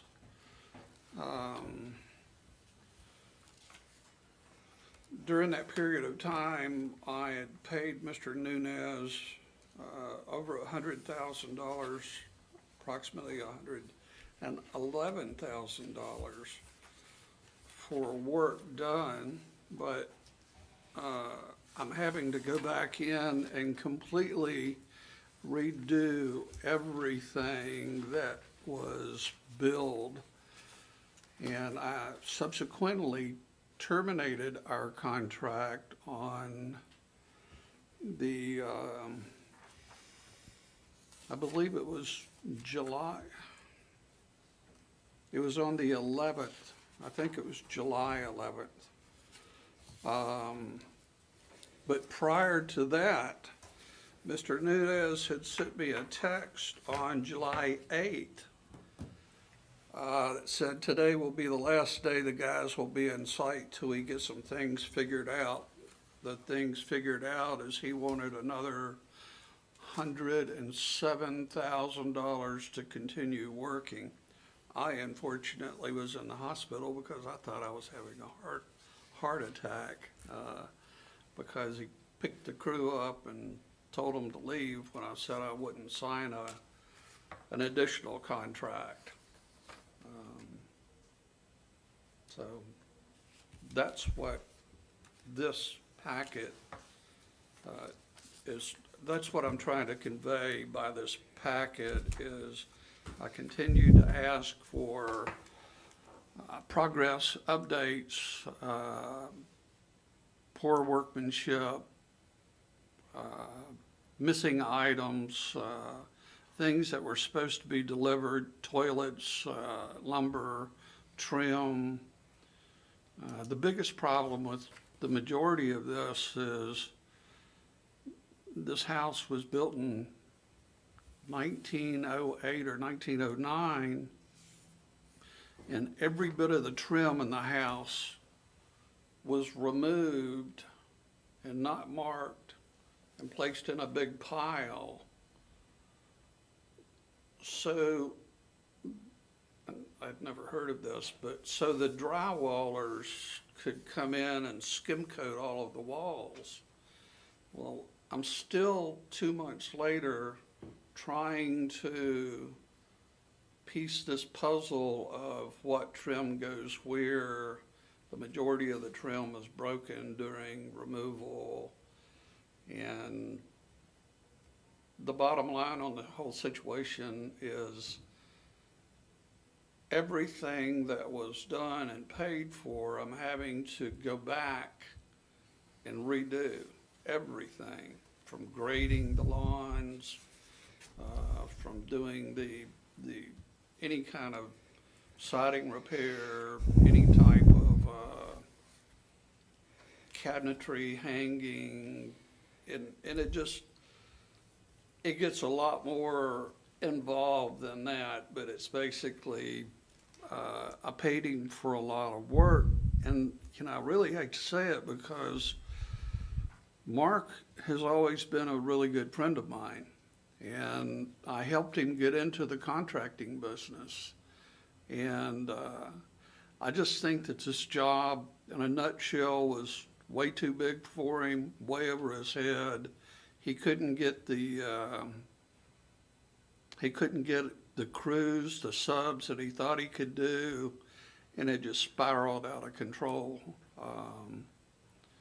And that's it generally. If Susan has something to say. I might have a few things to say. I've moved across the country 2 years and 13 days ago to what I thought was going to be a restored home. And when I arrived, it was obvious that it was uninhabitable at the time. This is about March of 2021. We gave Mr. Nunez quite a bit of time to complete the things that were discussed. We had a contract. He didn't fulfill the contract. When he wanted more money, he removed his people saying, we'll work this out or we'll figure this out, but removed his tools and money. And then also added in for a price. It was kind of an extortion thing. Uninhabitable house, a house that, for instance, he is a very good cabinet maker. I've only seen him about 10 times. I've spoken to him 5 times. Yet in his letter to you, he says that I was pestering him. Perhaps I was asking questions when I saw that things weren't being done, and I have some experience in this. And so perhaps that's part of the reason he wrote some of the things of his problems with me being around. But in actuality, he had one person on the job who did something. Then he pulled in another person who I have spoken to, who was going to do the kitchen. Being a great cabinet maker, he assured us that he would have these cabinets for us in 3 weeks. I got a little nervous when the weeks went by because I had some things that I wanted to ask about, and he was sort of evading me. And Mr. Kaiser walked in on him in the kitchen as he was explaining the kitchen to someone else, who he said was a cabinet maker, and he didn't have time to do it himself. That conversation moved on until waiting for 8 weeks for the cabinets to arrive. They were in components, just like you would get if you ordered pieces from a big store, like a Home Depot or something. They didn't have facings on them that were custom. And they sat in the boxes for almost a month with no one on the job. No one checked them. I looked up the company that they came from. They came from China, assembled in the United States by, I assume, the intermediary person that he got to do it. It took a month to check. I didn't even know what color they were going to be. I didn't know anything about them, what they were, where they came from, except they arrived. We went through them all. When it was time to hang them and do the kitchen, he had one person on the job, and he had 2 helpers that had never done any contracting work. The fellow who was the carpenter on the job said, I'm looking at the plans, but I really don't know where to start. All I know is that Mr. Nunez has told me to get this done in 2 months. And he says, I've got 2 workers that aren't trained. I don't have the time to train them. So he began his work, and consequently, his work was subpar. He did something that made it so, although all the appliances were on site, Mr. Nunez had all the specs. Cabinets the refrigerator would not fit in the space provided.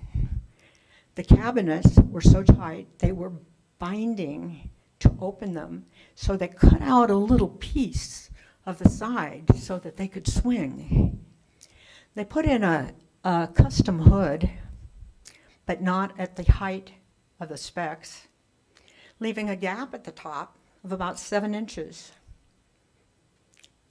Not done. Everything had to be taken out, the pantry redone, the refrigerator put in. So he really put us backwards on every step of the way. And because of that, time goes on. I'm 2 years into an apartment. I have my things in storage. Mr. Nunes has walked away from the job. We are not going to pay him any more money. I have spent everything I had. I'm elderly. I can't make it again. I really can't. I'm disabled. I can't run around like I used to. I needed this house, the roof over my head. And that was what we were supposed to accomplish.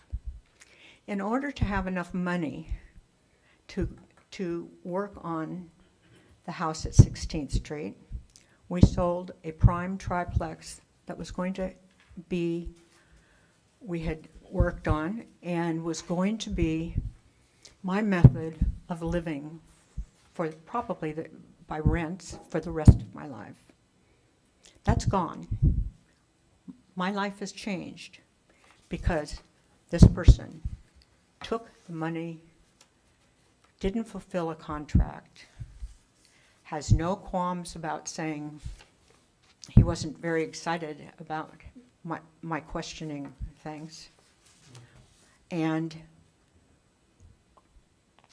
we've lost the potential of what the Gregory property that we had to sell at a price that is now looking at, that was in September of last year. Looks like it's about $100,000 in the loss for us in the first place.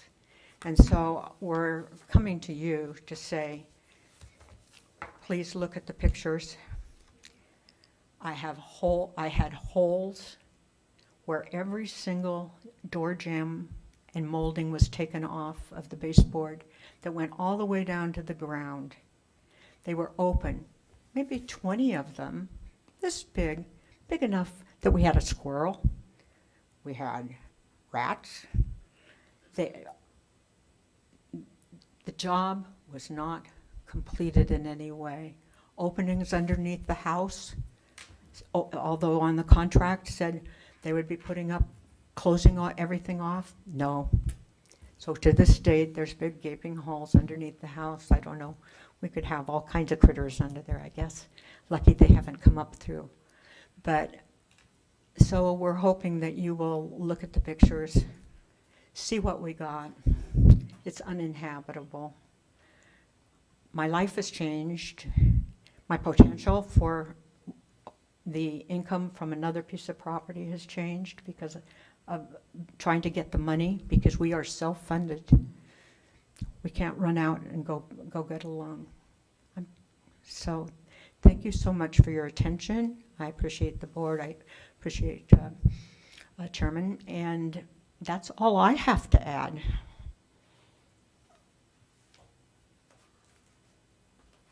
What's the current situation on permitting? They're all been closed out, because I saw somewhere that 22, they closed out the permits. Yes, I think you've hired another contractor. These were city permits. It's still showing Mr. Nunes as the holder, but I believe there was a form in there that showed it was changed to another contractor. So they are still active.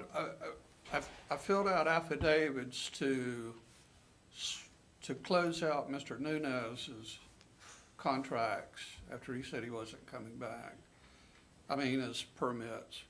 And another contractor who also has a letter within this statement that he knew the house prior to and post Mr. Nunes, and he's overtaken the job, overtaken the permits. Everything is in his name at this point. He states that as far as he's concerned, I believe it was something to the effect of Mr. Nunes has destroyed the property. And he knows Mr. Nunes very well, He knows me very well. All of that's within his letter. So we basically have tried to go back to square one, tried to figure out what trim goes where. A lot of this stuff in these older houses, the trim, the cornices, very ornate. I've been refabricating, remanufacturing the cornices, the trim, trying to figure out where the doors are, buying doors, trying to figure out how to find door hardware, every piece of hardware in the house for the doors is missing. Toilets that were supposed to be purchased according to our notes never were purchased. Crown molding was never purchased. Decking is missing.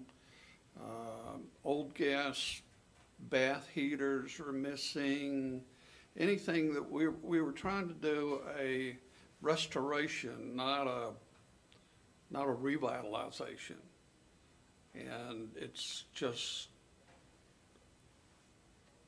I've worked with Mr. Nunez. Like I said, I brought him into the business. As far as I know, our first conversation was, would you hire me as a contractor for $20 an hour? I said, well, this is years ago. And he's worked for me for years as a handyman on the project that we ended up selling. Now he's using all of the pictures from that particular property on his websites. Seems like he's using it as, this is the work we do, hire us. But, that's not my decision. That's for y'all to look at. I've lost everything trying to work with him, and I'm just trying to take it day at a time and step by step to try and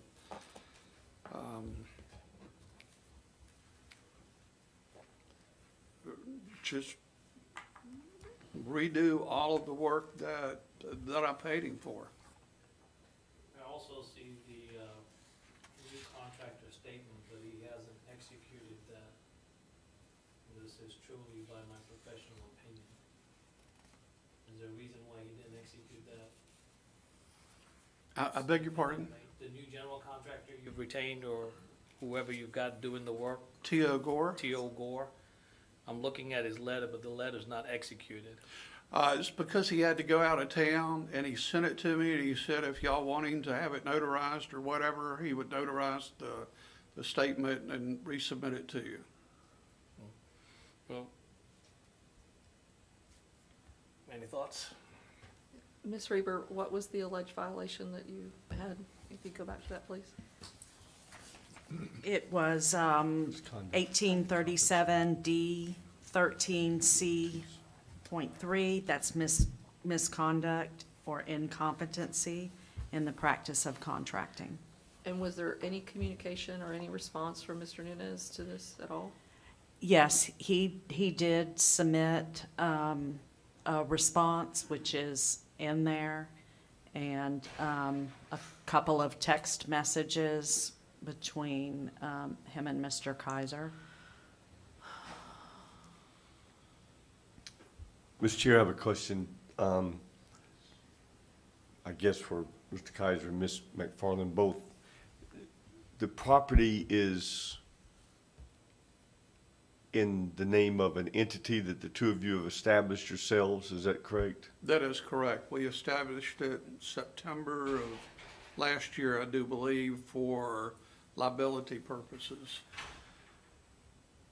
So when When we originally contracted, it was in my name solely. That's, And it was, I was the party that executed the contract and primarily dealt with him. that's what I'm seeing is that the contract he had was with you. Correct. And not with the Paradise Garden that the property's in the name of today? Correct. So his contract was never transferred to the new entity? No. As a matter of fact, he told me that what he had decided he wanted to do was to,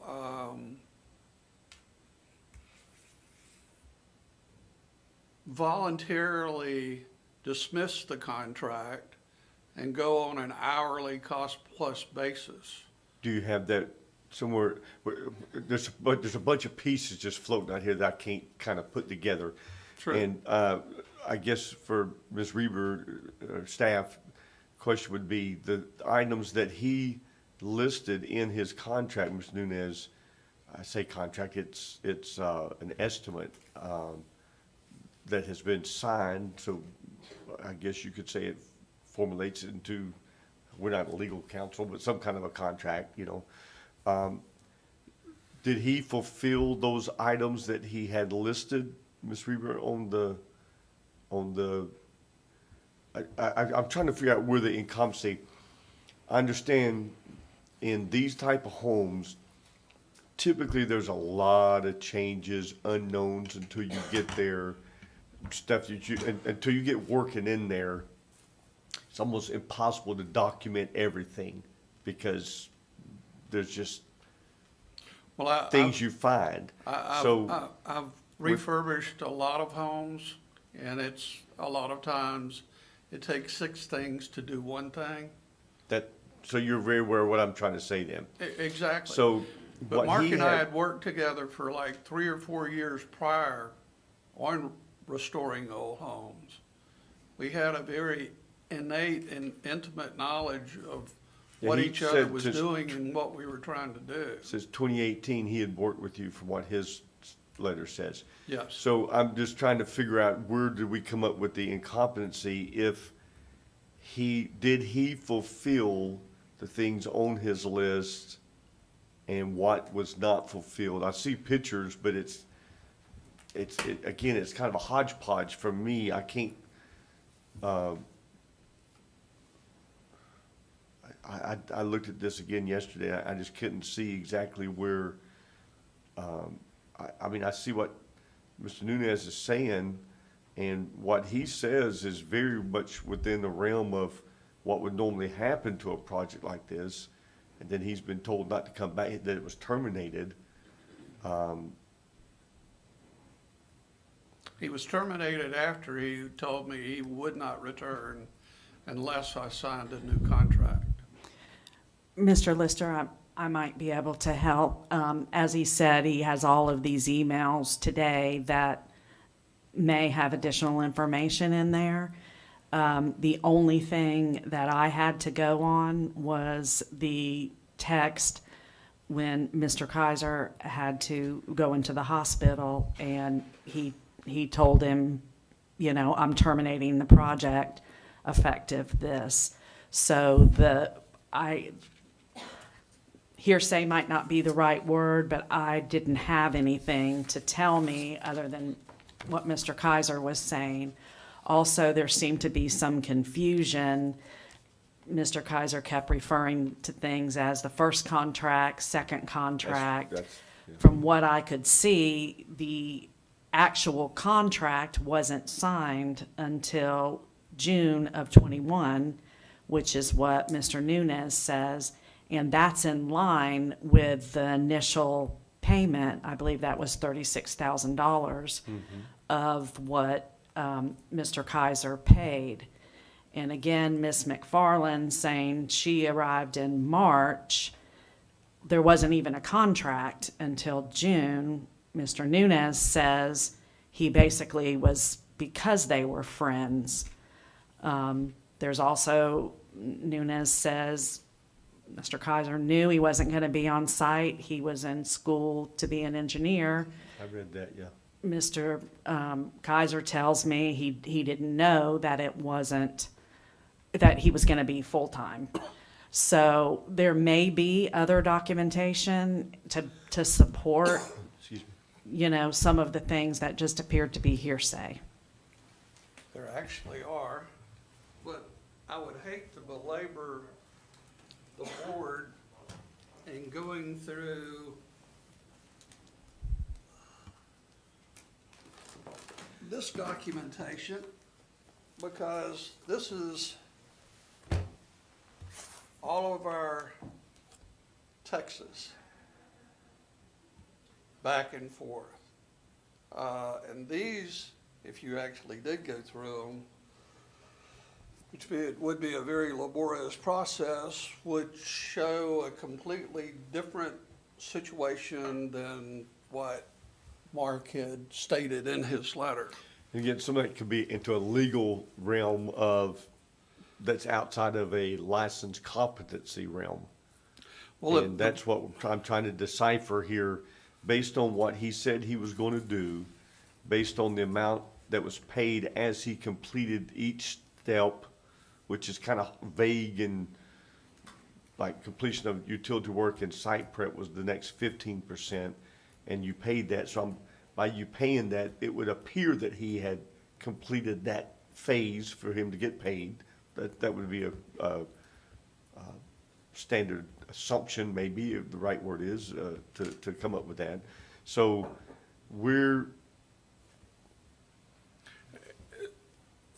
let me try to explain it like this. I was already $50-some thousand into it, you know, as we were with the first and second draw. The work wasn't going well. A lot of this work, like the grading and stuff like that, I've had to hire people to come back over and do stump grinding and removal of items.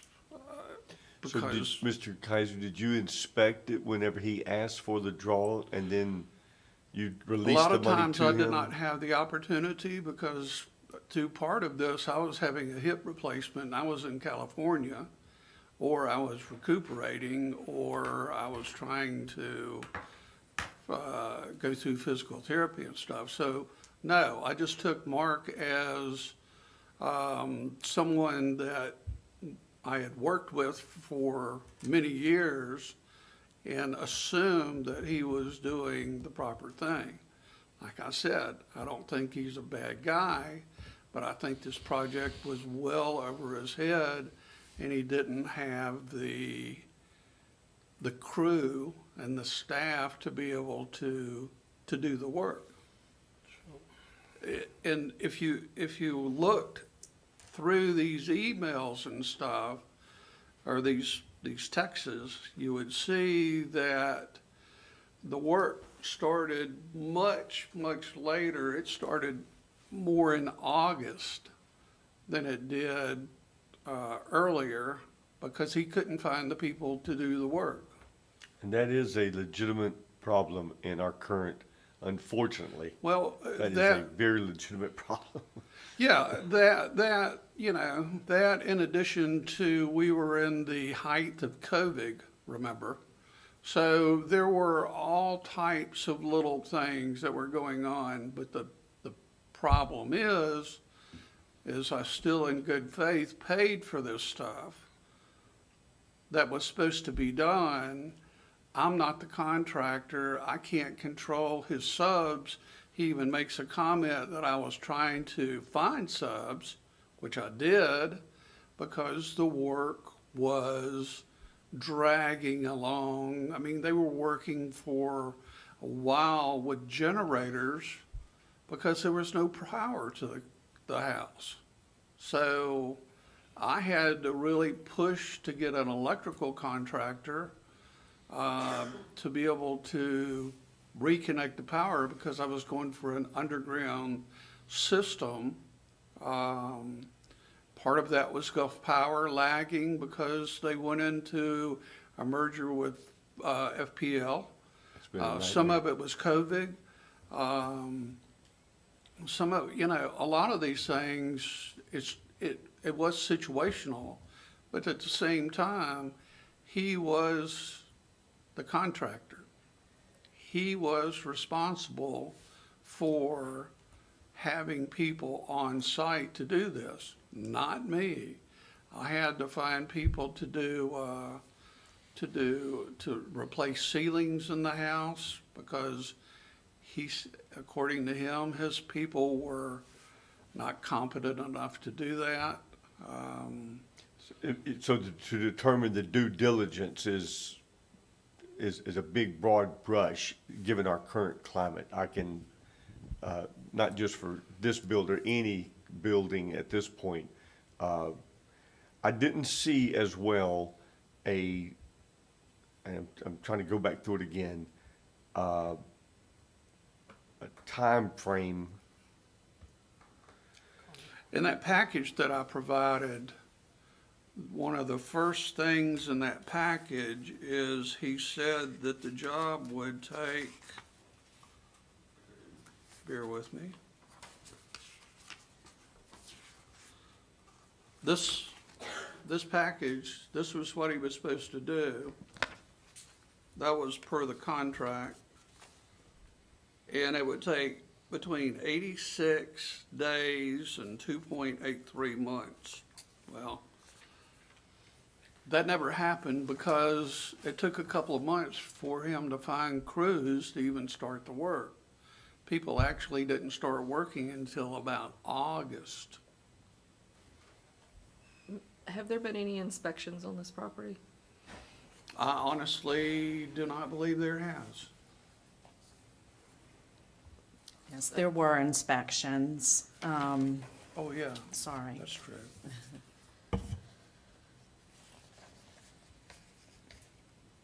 your attention to that last paragraph. There you go.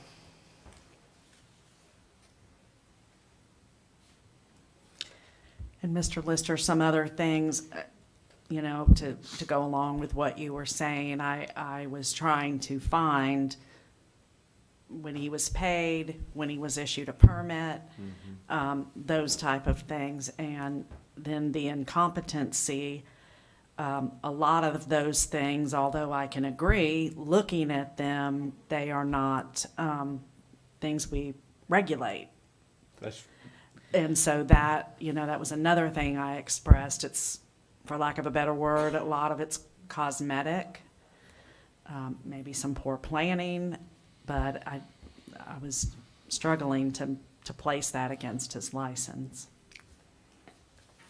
So what do we have within our jurisdiction right now to what we can do? Because you're absolutely right, unfortunately, we can't, general contractors, all subcontractors have fiduciary responsibilities, but unfortunately, that's between them and the clients.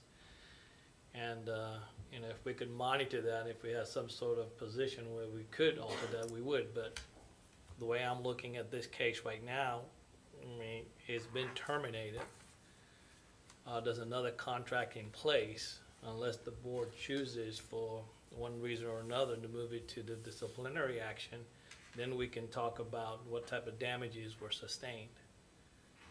But I guess I'm gonna let the board decide that. I just don't see, I'm maybe missing it, but this is a dispute between a general contractor and a client, but as far as violations go according to code, we only have that one, and we have to establish that here while we're discussing this. So I'll pass it on to my colleagues to see if they have anything more.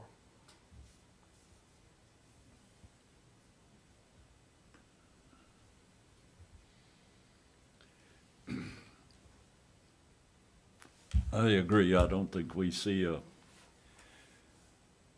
an ordinance or a code specific. There's a lot of generalities, but nothing specific. Staff got any recommendations?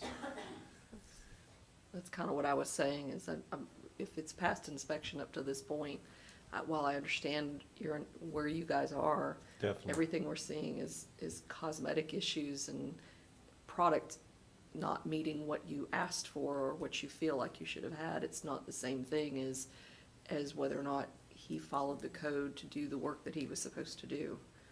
That's what we're here to look at, not the other side of that. Or did he scam money from him type thing? Yeah. I don't see enough. Did he misuse your money? I'm sorry? I said, stuff like, did he misuse your money? Well, It's hard to determine It's that hard based to on what we determine have that. here. the only things as far as when he said that he was ordering like toilets or materials, crown molding and stuff like that, I never saw any of that. I don't know where it went. But we So- don't have proof that it wasn't, you know what I'm saying? So it's kind of like, I guess if he was here, we could get more answers, since that's not the case. Right. We're kind of Plus- left with the, I can only go with him saying, I ordered the toilets, they'll be here in a couple of weeks. Okay. I'm in the process of buying new toilets because I've never seen, you know, I mean, Has he provided to you anything on a breakdown of the funds that you've paid him and how much went to materials and how much has gone to labor? Have you asked?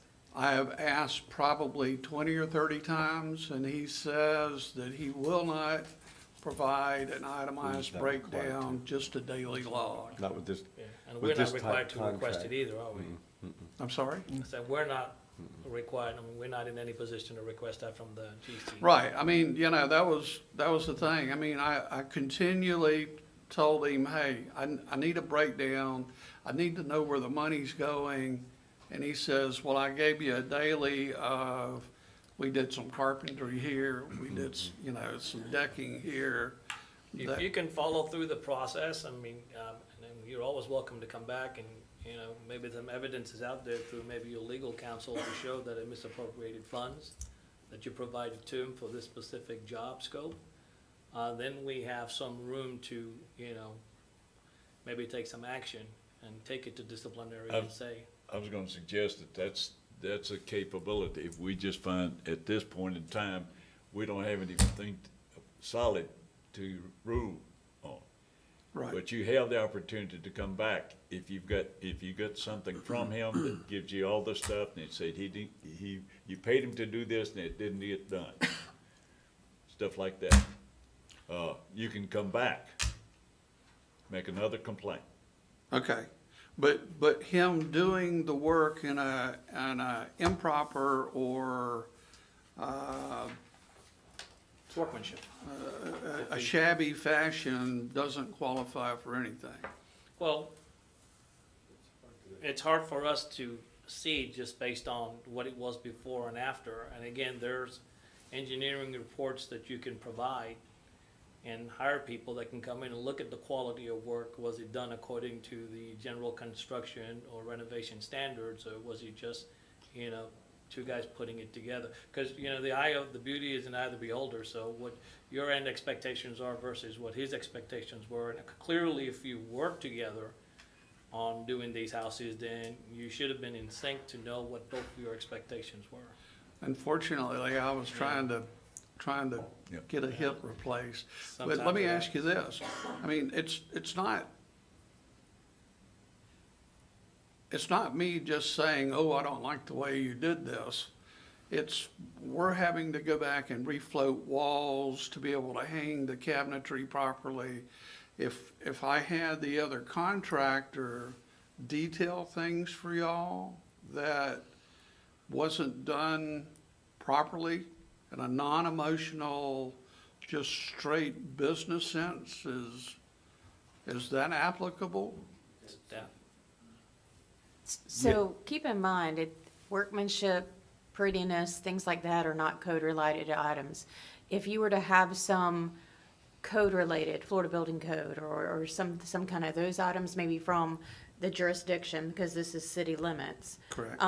If they were to cite that there's a code violation, or if there were a structural issue, something like that, cabinetry installation, that's just not within their purview. Right, understand. Yeah, so workmanship, that's a very gray area, that's typically not in the board's purview. like I said, a code-related item, and Mr. Bilby's not here today. He's the building official of the city. You may want to speak with him and see if I see that there's been some inspections, maybe something was cited during those inspections. You mean Jonathan? Okay. Jonathan Bilby, yes, sir. Yeah. Okay. But you understand, you do have the option to come back. If Okay. you get all Well, this information. I mean, I leave this completely up to the discretion of the board. I mean, to me, the money is gone. I came to present this, and you've rendered your judgment to me as far as what the options are, and that's all there can be. If I can figure out how to provide y'all with anything that's within your purview, I'll try and do it. Well, the key is code violation, ordinance violation, state laws, anything that's a violation of something like that. Right. Documented, then we do something. We can do something.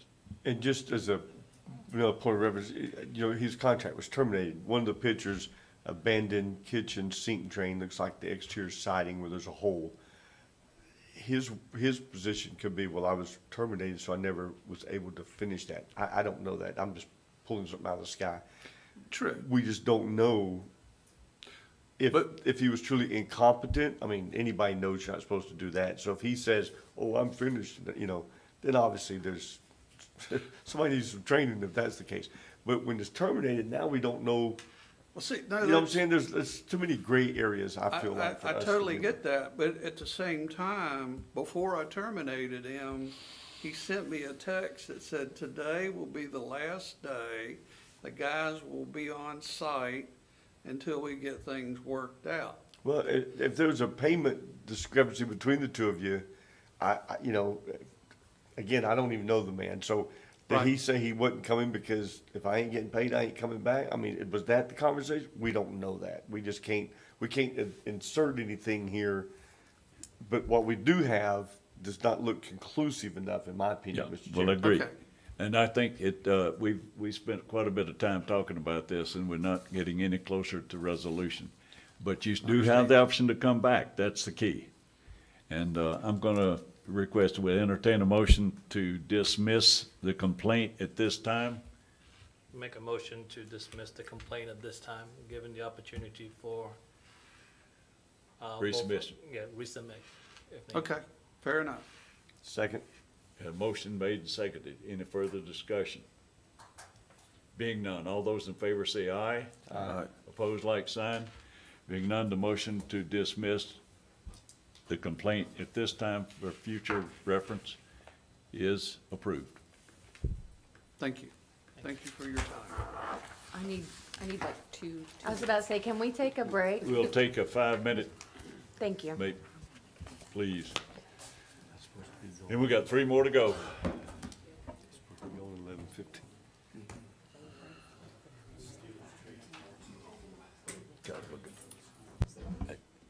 Right.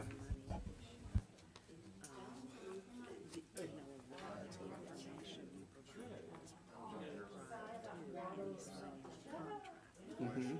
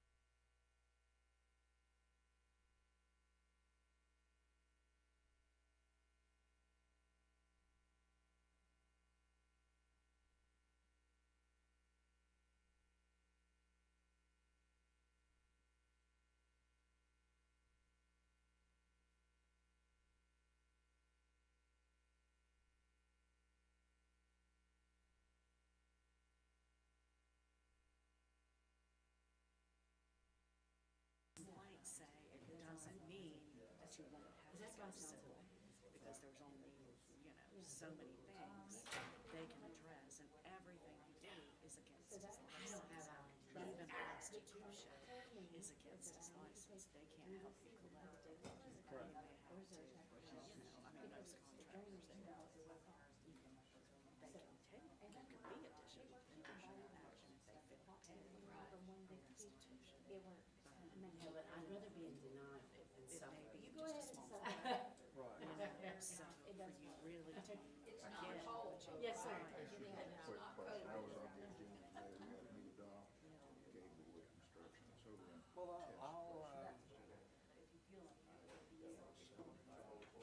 But he'll get a letter saying that this has been discussed.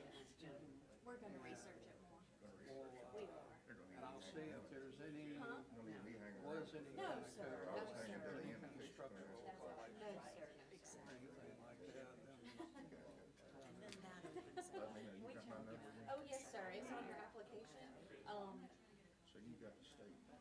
Yeah, okay, yeah, yep, I've got everything. I just need to make sure that if they approve it, it's not going against our ordinance. We get it. So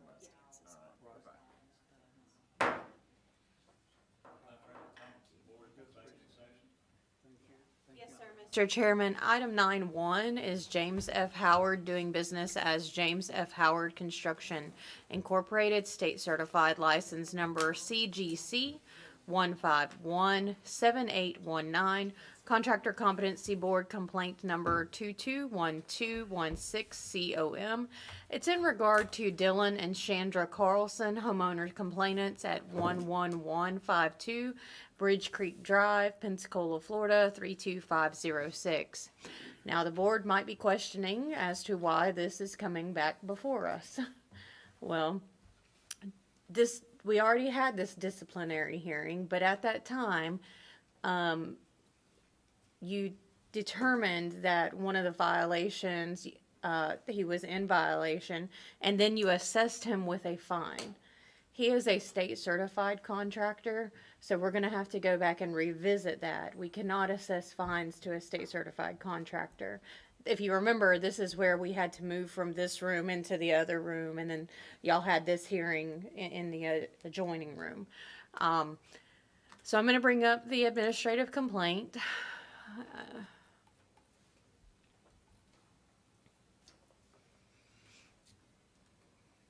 And I believe that it was on count 2. Job finished without permit having been pulled, and you assessed a fine there. I know that the complainants are present. I don't know what all the board, they have requested the ability to speak to you.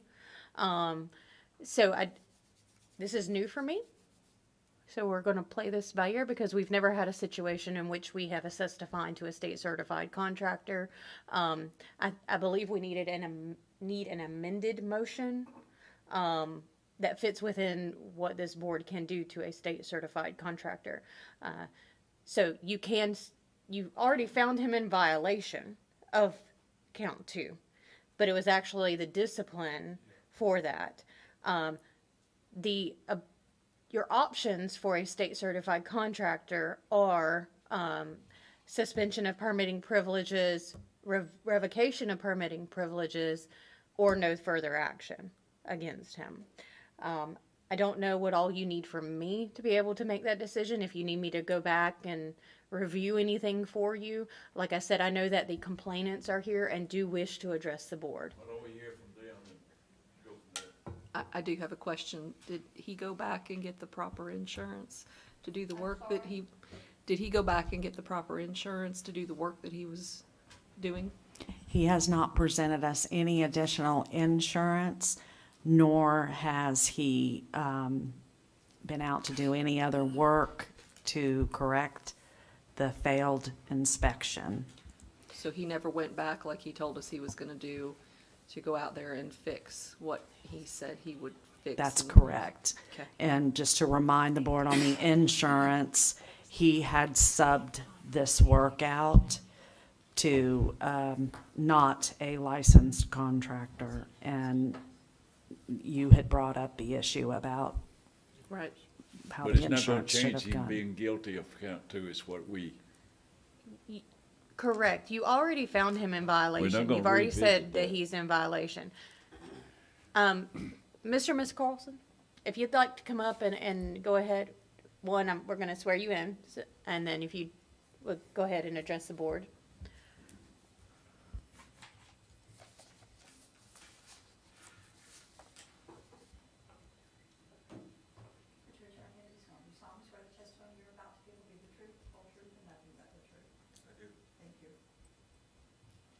Hello. go ahead.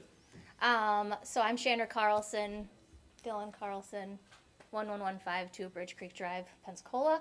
We were here in January, which unfortunately was 56 days ago, and nothing has been done, even though we were promised by James that he would come back, look at the roof. He was supposed to look at the roof. As you know, we're from Minnesota. He was supposed to look at the roof when we were there. He never showed up.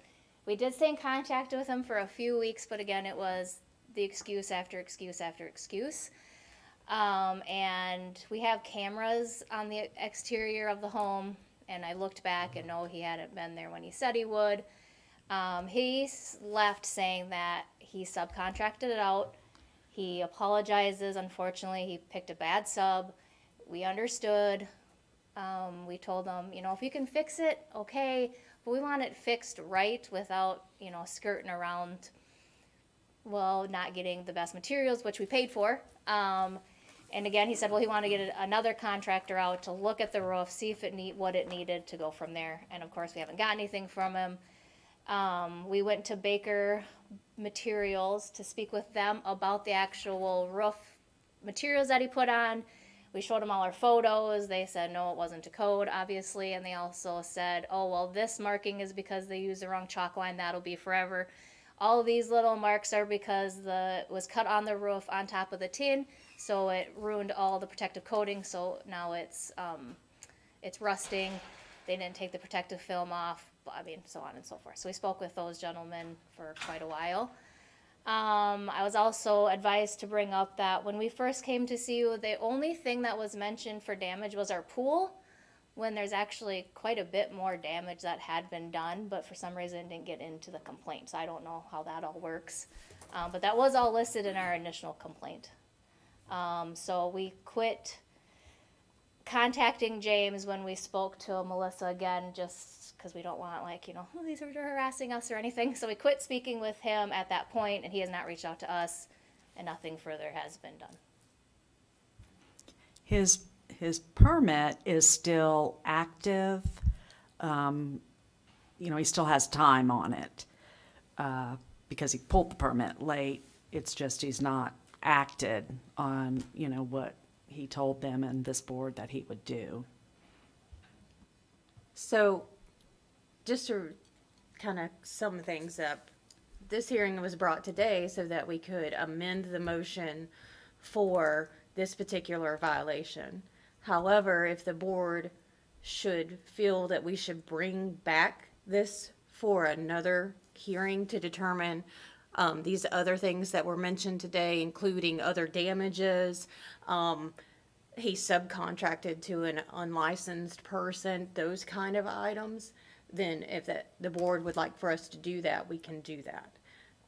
Do you think this guy's gonna finish the work? I mean, in your opinion, I mean, let's just be No. honest. I don't have a lot of faith.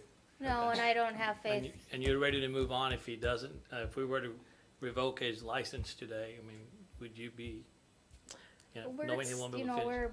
we're stuck like $40 in the hole. I mean, to rip this whole thing off. 40,000. $40? I'll take Yeah, I'll that. give you $40,000, you know, in the hole, because we've had more contractors out. They need to rip it off. There was no, what are those called? There was no underlayment put between the roof and the shingles. We won't solve that problem now. Yeah, all that stuff. So to just revoke his license and walk away, we still are 4 times in deep as we were when we started this. All we want is the roof fixed and fixed right. We can't guarantee that he's gonna fix the roof. We can only take action on what's available to us to take on. And that's why I mentioned to the board, if you would like to see those other items come back to you so that you're able to take action on those items, That's a possibility. I suggest that we solve the first problem, that is to answer the disciplinary change that we need to do, and then make a recommendation that they bring the complaint back at the next, reopen the complaint.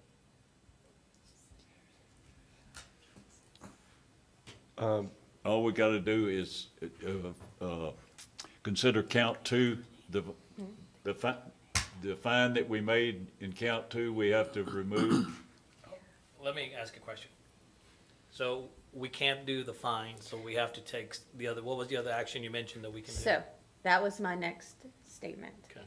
The license that was included on this complaint was his general contractor's license. He has a local roofing contractor's license. If we were to bring this back, with the roofing contractor's license stated, there's more options available There's to more you that we as to can what do. you can do. That's why I say, let's just answer the first one. Correct. So we can withdraw the motion that we made that day, well, That's a question for Christie on how we actually procedurally do that amended motion that doesn't include the fine. This is his state certified I know. license on this one. Mr. Jennifer, did he pull the permit under the state license or under the roofing? License. Was, That's right, the CGC. Well, let me look. Hang on. Look in here. And along with that, while they're looking at that, maybe our council can help us with this. The construction recovery fund, if it is under his state certified, and I know this is not us local here, but they could perhaps pursue after that through the state to help recuperate, I think it's up to 50,000 per contractor, per incident, $500,000 maximum. There is a contractor's recovery fund in Florida. So we actually went state level, Oh, you did, okay. and they sent us here. So We have to- that's where we started, was at the state. Probably we have to act here first for to it to get- go to them, yeah. the reason that it was sent here was because he used his local roofing license. I believe he contracted though initially with his GC license and he subbed it to a roofer. Yeah, so that's how this complaint came against his state certified license and not his roofing license initially. I think the recourse might be that it comes through here first, then it goes towards the state, and it takes a little time. Unfortunately, they're not as fast as we are, but I would definitely pursue that, though. It may take months, but I'd keep on top of that. It's easy to be found on the website there, Construction Industry Recovery Fund. I think what she's trying to explain is that if you want to look at this through the local licensing, so that you have more options, that you would basically instruct them to go back and look at this through the local licensing and see how that, But see wouldn't that what's be available. determined on how he pulled his permit? In other words, if he pulled it through the state, CG, then, His permit was obtained with the local license. okay, so we're good then. But the actual initial complaint was against his state certified Yeah. license. We got So two we just actions, have to two change different it, yeah. actions. So what you're trying to do is on the original with the state license, you would have to remove any fines that you had. That's what we need to address right now, nothing else. Right. And then Let's do that, resubmit. let's get that resolved, then go back and Resubmit to the rest. So what you would want to do is a corrected motion, that would comply with state law, which Okay, would let's be do to, I move that we correct the monetary fines on case number 221216 COM to be amended without any fines on the state certification. I second that. Is that enough? that's what you needed to do. I don't think, were there any other actions taken on that? I know we did not do a recommendation, just. So if they were to vote on that, then we could pose the question, do you want to amend your recommendation to the state on this Yes. disciplinary hearing? So if you could go ahead and make your Let's just vote. let's just vote on that motion. Aye. All those in favor, aye. Opposed, being none, The motion is approved to amend the fine to remove it. Correct, and then I was going to question, Now- because we are altering, this violation to remove the fine. Entertain a motion to advise the Construction Industry Licensing Board that he be fined to the max. I motion that we submit to the CILB for the maximum amount of penalty to be sustained for this infraction. If they can revoke, they can revoke. If it's fine, they can fine. Let them do the maximum amount. I'll second that. You got a motion made and seconded. Any discussion? All those in favor say aye. Aye. Opposed, like sign.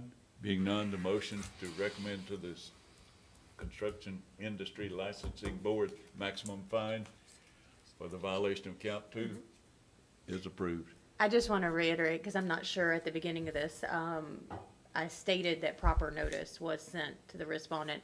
And just as an FYI, Mr. Howard is not present today. I just wanted to make sure that was clear and on the record.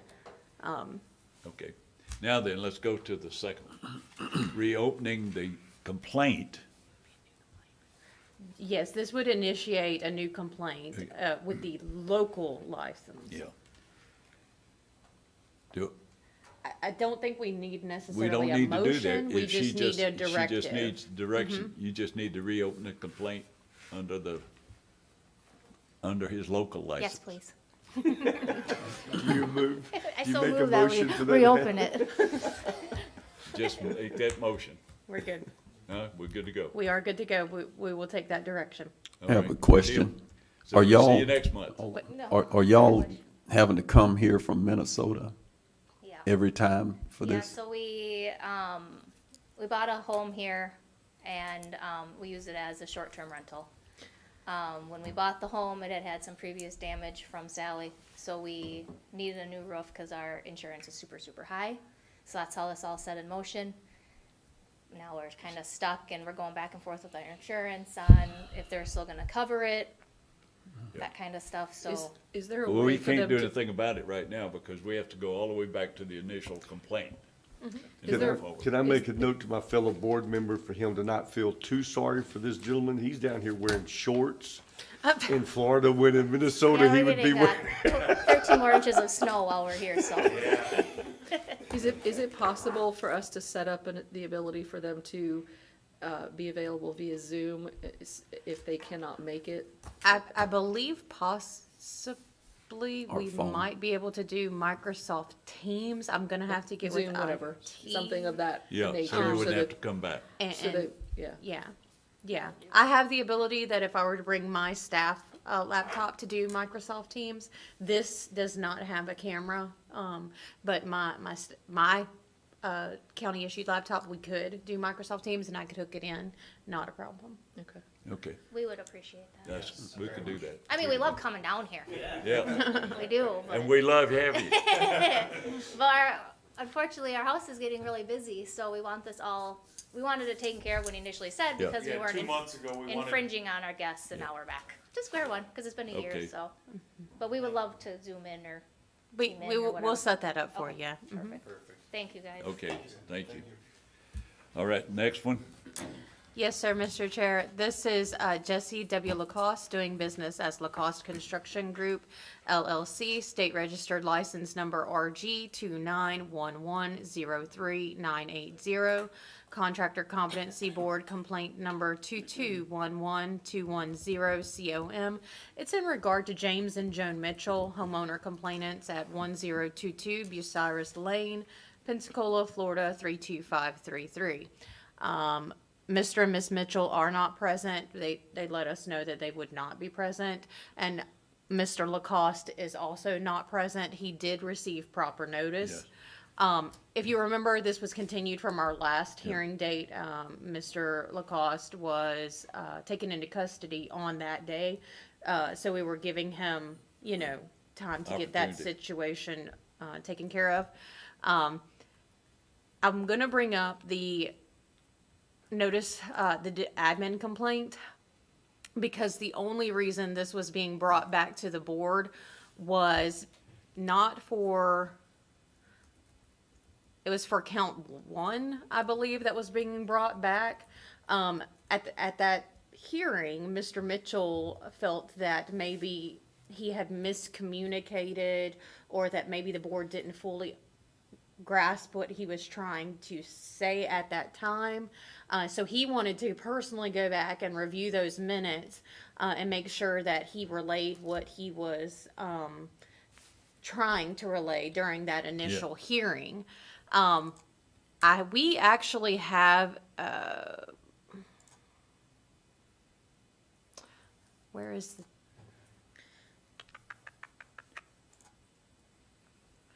this is not, where's the actual letter that, let me bring it up real quick. It was attached to the agenda at the last meeting, but it appears that, I'm gonna bring it up though really quickly. Didn't we already make recommendation to revoke his license? Yes, so his license has been revoked, by this board.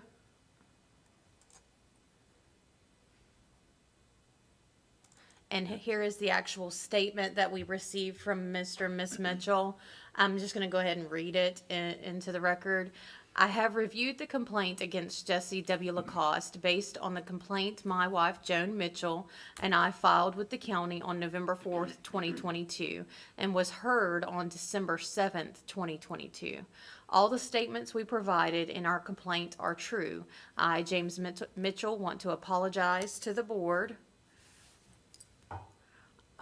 for the statements I attempted to make before the board on December 7th, 2022. I realize that my comments on December 7th were and are irrelevant and have nothing to do with the facts before this board regarding Jesse Lacoste's conduct as a licensed builder. My wife and I are presently working to obtain a new contractor to build our home. Our new home. I do appreciate the due diligence of the county inspector's office and this board to protect the consumer when they hire a contractor for a repair, renovation, or the building of a new home. Thank you. Sincerely submitted with all due respect, James Mitchell. So that was the response provided that he was good, that was going to be presented at the last meeting.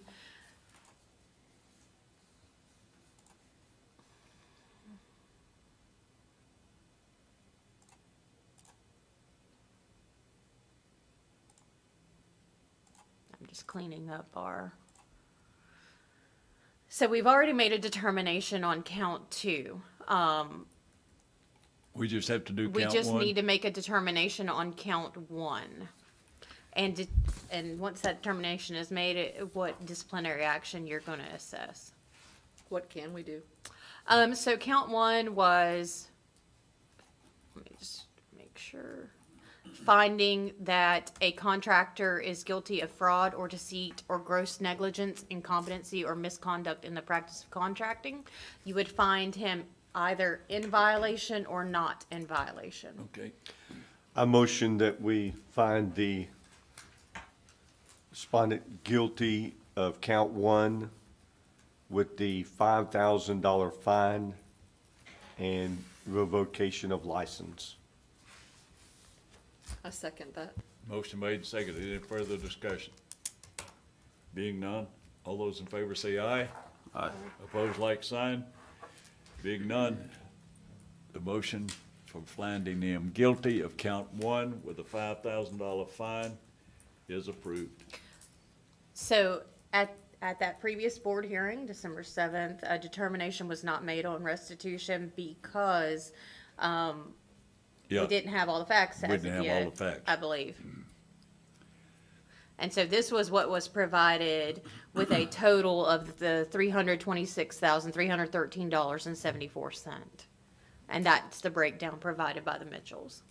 Do we need a motion to get this into? This is, it's at the board's discretion. Yeah.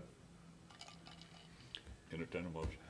I move that we order restitution to the Mitchells in the amount of $326,313.74. Second. Motion made and seconded. Any further discussion? Being none, all those in favor say aye. Aye. Opposed, like sign. Being none, motion to order restitution of $326,313.74 to the Mitchells in response to their claim is approved. And you already did a recommendation to We've the already done CILB. restitution. That was already handled. That's already done. Yes, sir. So that one's done. Yes, sir. Let's move to the last one. Yes, sir. Item 9.3 is Ronald Mangum, doing business as Residential Renovation Company, Inc., state certified license number CRC 1327939, contractor competency board complaint number 2211215. It's in regard to Sandra and Marty Nguyen, homeowner complainants at 9743 Harlington Street, Cantonment, Florida 32533. Proper notice was sent to the respondent. I believe Mr. Nguyen is present. Are you going to provide testimony for this hearing today? And I believe Mr. Mangum is present as well. And are you going to provide testimony for this hearing today? If you could both please stand and be sworn in, and just a reminder, Ms. Reber was already sworn. Do you solemnly swear the testimony you're about to give will be the truth, the whole truth, and nothing but the truth? Thank you. At this time, staff would request that the backup documentation and testimony provided at the probable cause hearing be moved into evidence. Motion made and seconded. Made the motion? Bill? Waters, second. Sorry. Motion made and seconded. All those in favor say aye. Aye. Opposed, like sign. Being none, all documentation will be moved into evidence. And Ms. Reber, was any additional documentation provided after that hearing? There was, Mr. Nguyen provided photos of how the condition the property was left in, To the current state to of the the property? current state. Staff would request that that additional documentation now attached to the agenda be moved into evidence. So moved. Second. Motion made and seconded. All those in favor say aye. Aye. Opposed, like sign. Being none, all the additional documentation provided in the agenda will be moved into evidence. So at the probable cause hearing, the board found probable cause to believe that the respondent violated Code Section 1837D4 and Code Section 1837D13C3.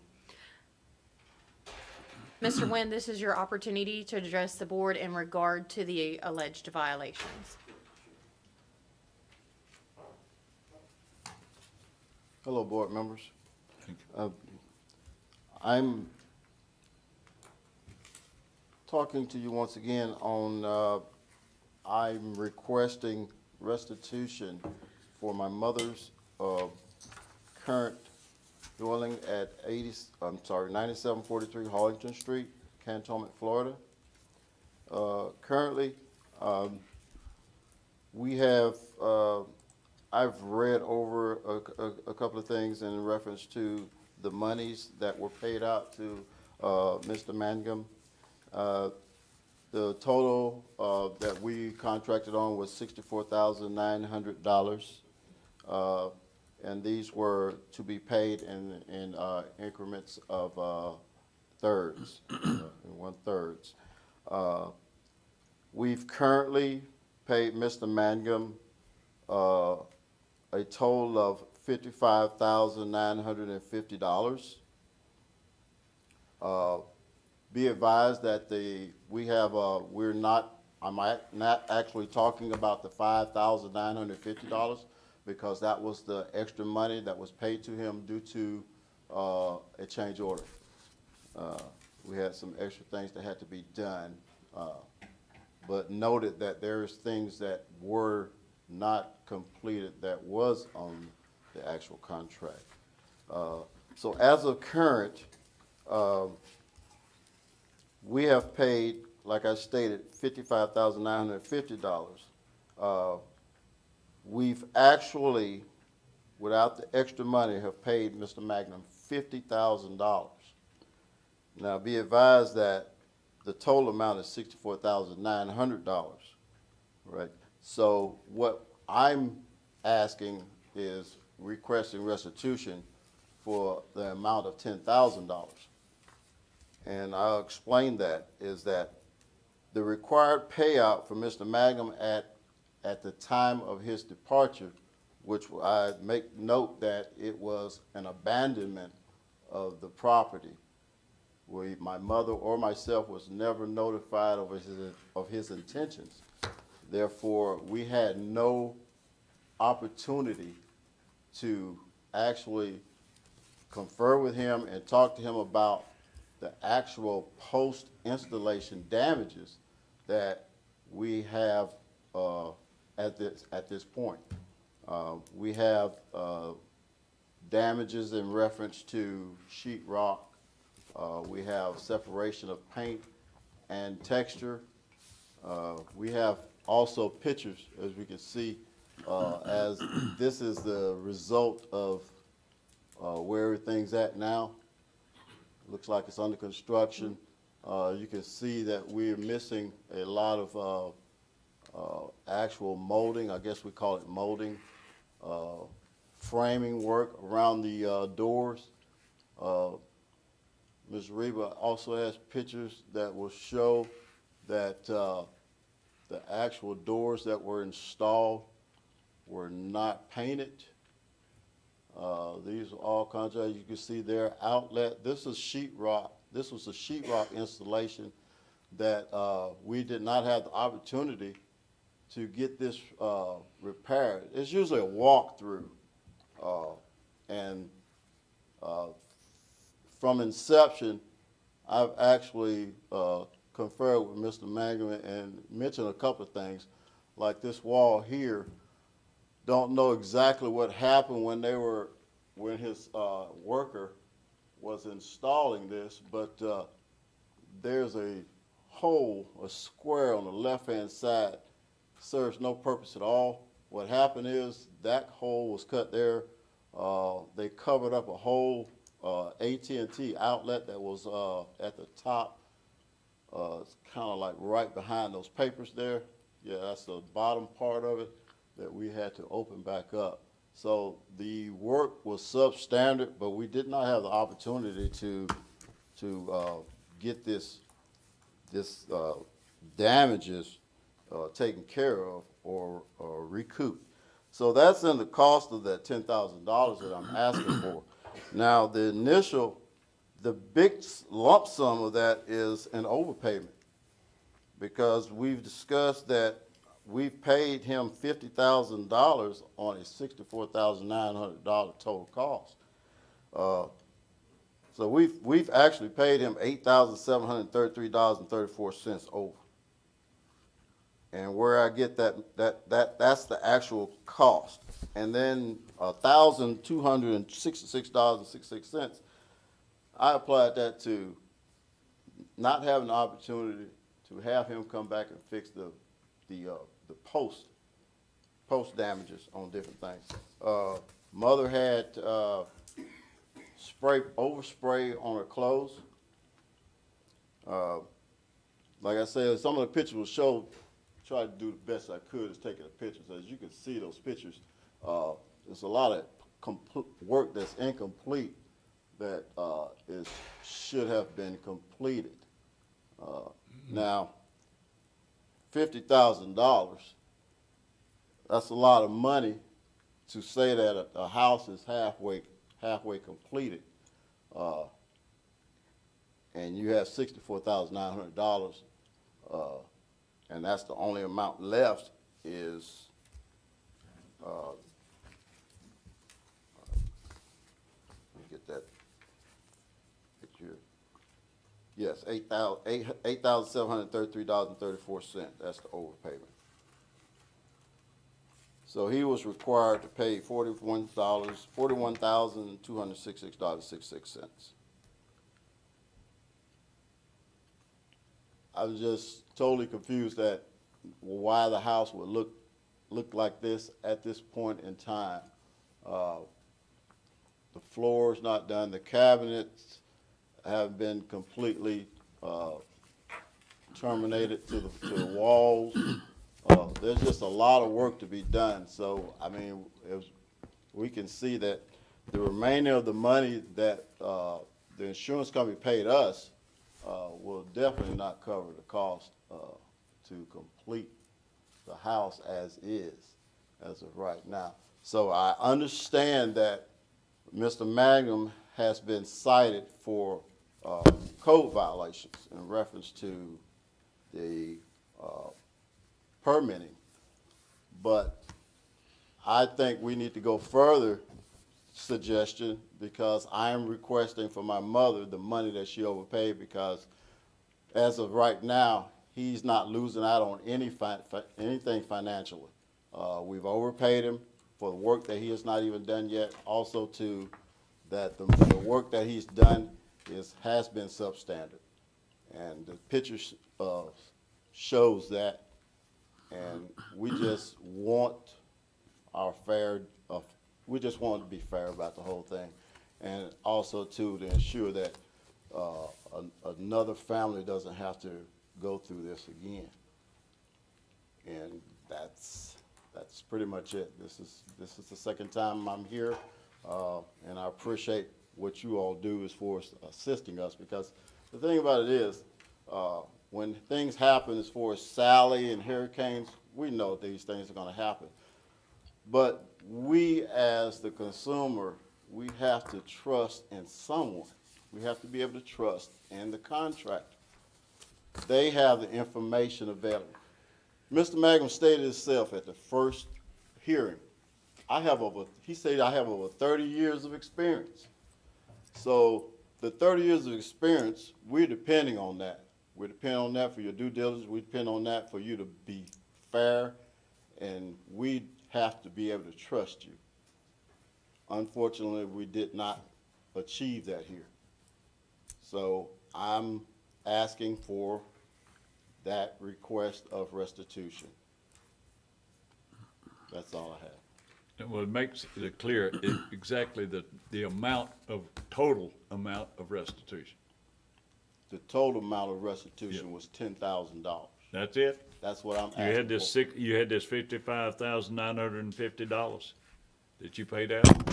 We paid a total of $55,950, but that $5,950 was what he charged us to do. They call it, I guess they call it a change order. Change order, and so that was included in that last amount of $25,950 that we paid him in June. Okay, the question, you said the total was 10,000, but that 10,000, you paid out $55,950. So what Mr. Nguyen did was took what he received as the work performed. Yeah. And that's what he's estimating the difference to be from the work performed to what was paid. Okay, So he did receive work on the home. okay. So 10,000 is what you want back. 10,000, what we want, my mother would want back. We Okay. still have to complete this house, but I'm not trying to take anything Okay, away that's from okay. him. That's okay. And the thing about I it just is, want to make sure that it's Exactly. 10,000 is what you're asking for. Right, we don't want to pay him over an amount that he deserves. Mr. Chairman? Yeah. Question, Mr. Nguyen. So the original contract amount was 64.9, if I'm reading that correctly? Correct. And then the change orders was added to that, which is standard practice, is that correct? Yeah, it was $5,950. So it was about little over $70,000 total? You would say. I don't have my Yeah. math here totally, but That we 70,800 paid, maybe? Yeah, the 5,000 added to the 64.9. Right. And so to date, you've paid him 55,950, is that what you've paid to date? That's total as of right now. So and again, just rough numbers, 5570, there's about a $15,000, $14,000 difference in there somewhere. Okay. Is that what you're saying? Yes. And from the pictures I'm seeing, the flooring is the big thing that needs to be completed, and a little bit of trim here and there. Yeah. And holes put in. And- Yeah, But that's. Well, It's and a then lot there was left. also the cabinetry install and the countertops, things like cabinetry, that. Plumbing and things of that nature. I think, Mr. Lister, we had this conversation on the first. That's the what I'm first trying to hearing, go back And and we review. were talking about, monies involved and everything. And then you was even, asked me what was the square footage. I kind of lowballed you on that one, but it's a little bit higher. It's almost, I think we looked at it, it was like, it wasn't 3,000, but I think it was 2,700, something like that. It's a pretty big house, 4-bedroom. Yeah. Things of that nature. But, we no doubt have overpaid him. So at 14 balance, 15 balance is Okay. sitting there, then you want an additional 10. So you're saying it would be about a $25,000 to finish it? Is that kind of what I'm hearing?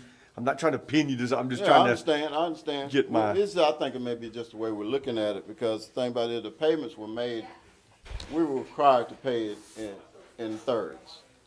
Okay, so, But that's already been paid. In other words, the balance Right. right now is about a 14 or 15, and you're asking for another 10. So we're looking at, you're saying there's $24,000 to $25,000 balance owed is what? To finish to finish the job out. yeah, is kind of what I'm- that, he would have been paid right now if we had gone by actual increments of payout. He would have been, $21,633, $633 on the first payment. After the third payment was made, it would have been like $41,266. And then his last payment would have been $21,633. So- But in actuality, we paid him, $50,000. So what I'm getting at to Mr. Wynn is that we don't know how much the flooring, I mean, you're telling me how many square footage now, so Yeah, we can that kind was, of. that was a rough estimate. That's why it's not even on the screen right now, because, this was in addition to what we had already started. I'm just thinking, we can't just arbitrarily just throw a number Yeah. as much as we have to look and see, just use illustration. If the flooring is not finished, how much would that be? If the countertops are known, how much would that, we got to at least come up with a reasonable amount. We can't maybe hit dead on it, but within, to know versus just saying X amount of dollars. But I understand as far as estimates and the amount of what Right. something's gonna Right. cost. But really what I'm getting at is the amount of money that my mother has already paid him through insurance that he has not earned yet. Well, that's what I'm saying. Right. How do we know if it hadn't been earned yet until we can figure out what's left to be done, what monetarily amount goes to that? I mean, you could have overpaid him, but then again, you could have underpaid him, without us knowing where it's at. I mean, you may owe him, from what you're saying, there's about 15,000 left, and what if it only takes you 10 to finish it? You know what I'm saying? It'll be more than 10. But we can't just randomly put numbers. You gotta figure something a little more dedicated here. And that's what I'm trying to figure out. I understand. What do you think, Mr. Either Waters? way, either way we look at it, I'm thinking that Mr. Magrum still owes my mother money.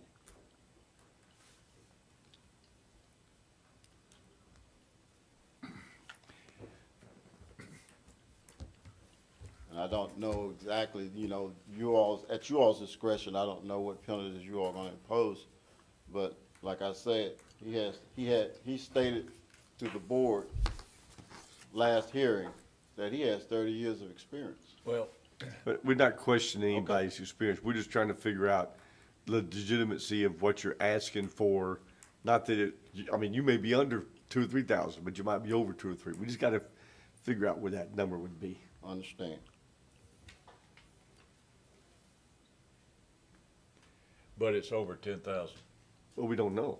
Well, I mean, that's a statement that we don't have any backing for, Well, other the than just question a is- statement of, This does not have to be resolved at this particular point in time. He can come back for restitution That's- after it's all over. that's very true. You don't have to do that right now, so. Because, I mean, at this point, we have to actually literally start all over again. We Well- gotta find another contractor Well- to finish the job. I understand, but has nothing to do with restitution right now. Let's go back to what we were here for, the counts. Yes, sir, and we also have not heard from Mr. Mangum. Okay, Mr. Mangum, if you could please come to the podium, state your name and address for the record.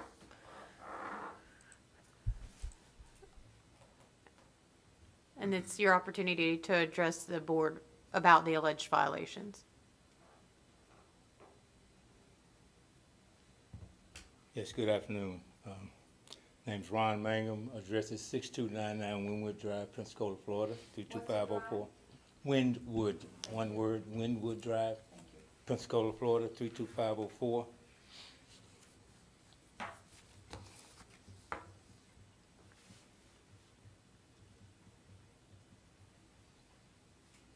Okay, last time I think we met, we had talked about this contract that we had with the Winds on Harlington Street, and we did acknowledge the fact that we didn't pull permits, which according to you all, we needed to. So I'd like to apologize for that. I think I did last time too. But based on the amounts that Mr. Wynn's talking about, like I said, he's paid the 55, I think 9, somewhere in that neighborhood. And the contract, including change orders, was somewhere in the neighborhood of about $70,000, something like that. And like I said, last meeting, we just had some issues with the fact that we can't wait 3 months to get paid on the job. We just can't do it. And that's what was happening here. And I told Mr. Wynn that. I texted him that information. I think you all have that in the records, where we just didn't get paid. And when you don't get paid as a contractor with subcontractors, there's a problem. And that's kind of what happened. And I was out there having to do some of the work because of the fact I couldn't get the guy to come back and do what he had to do. That would be the trim. So as far as the amounts is concerned, I think and the fact that his mom was asking us to do some things that I thought that Mr. Wynn should have been doing, because that's kind of the way it seemed to me, that he wasn't going back to do whatever she wanted me to do or us to do. So I didn't go there. I just said, hey, I think the best thing for us to do is just, or me to do, is just not just finish. For whatever reason, and that's what we did. We did leave, I think, about about $15,000 in the job. We had the flooring to do. I think it's about 22,000 square feet, probably roughly. And if you're gonna do that snap and lock or the vinyl plank, about $5 or so a square foot, then that's about $10,500 that we left in there. And if you got trim to do, that's another $4,500 that we had left in the job for that. I mean, to do trim, window trim or whatever the case may be for 10 windows, I had about $2,000 in there for that. And then for the cabinet reinstall, just to reinstall, I mean, $2,500. I think that's overkill as far as just doing that work, labor. And that's labor work. It's a little material for the trim, but that's kind of what we kind of left in there. So I would say that the company left enough money to finish the job, to make it happen. What those numbers add up to, right at 15? It's about 14.5. What about the contractor overhead and profit? Well, like I said, to install, well, I didn't, As a separate line item. Right. Normally. So you don't get paid.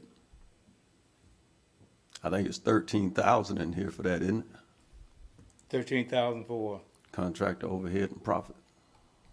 You talking about for the? for this job. The total job? No, Oh, you talking about for this work right here, the remaining work? look at the screen. Okay, I can't see. I'm sorry, I can't see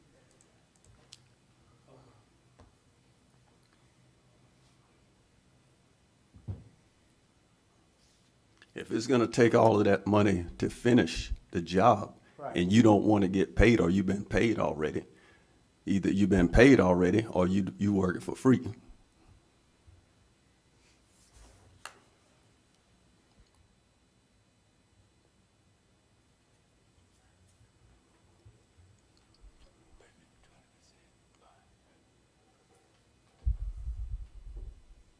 Okay, well, we left 14.5 in the job. You just Okay, broke and- down how you accounted for that, and it doesn't include contract overhead and profit. So I'm saying you either got paid already, or you're not gonna get paid. You follow what I'm saying? I see what you're saying. Okay, so and I think I made the comment that it's not gonna take that, 2,000 or 2,500 to do that particular work. But that's a So- long way from 13,000. 13,000 for, Contractor overhead and profit, your money, that you get paid for being a contractor. right, okay. It's a long way from that. You're saying the 14 that I left in the job? You just gave us a breakdown accounting for that 14,000, saying that it would basically take that to finish out the stuff that need to be done. Right. So I'm saying, again, there's contract overhead and profit right there. That's $13,000. Either you've gotten that and it's Got been paid to already you, on that part. or Got you paid weren't gonna already. get paid. Okay. So I know that you're probably right about the $5 a square foot on the flooring. He said it was 2,700 square feet. You were saying it's 22. No, that's the total house. Yeah, we're not doing the garage.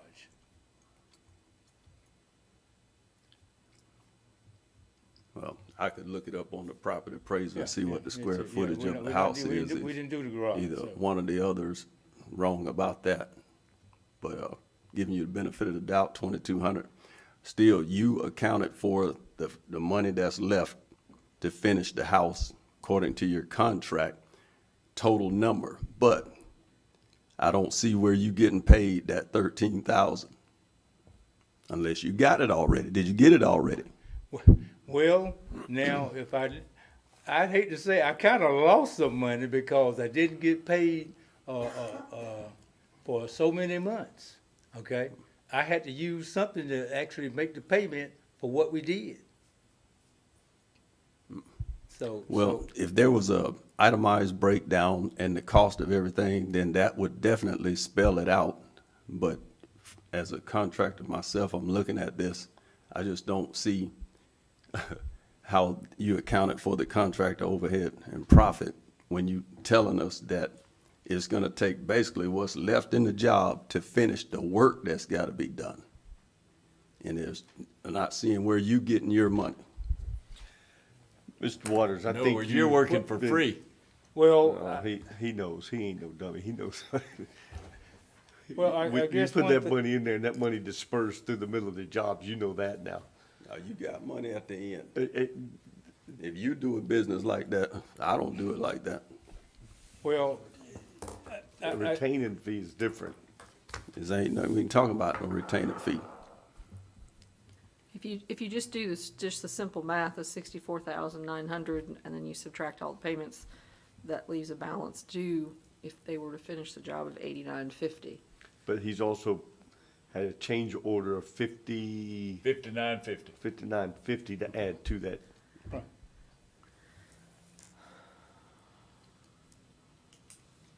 His change order was included in that second payment, the 5950. It should have only been 20,000 right there of that initial $64,000 contract. So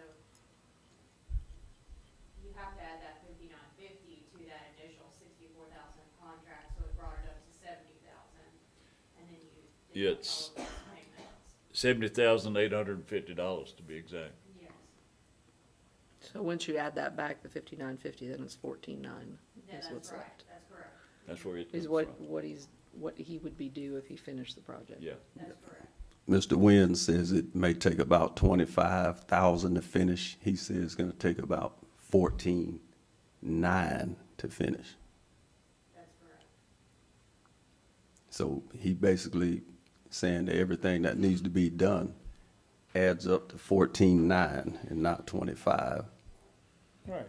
So you figured that out where the And you're saying numbers work profit, out but for I'm you. saying to do the job, if I had to go back and do the job, I could do it for 14.9. I mean, am I gonna get a little profit in there?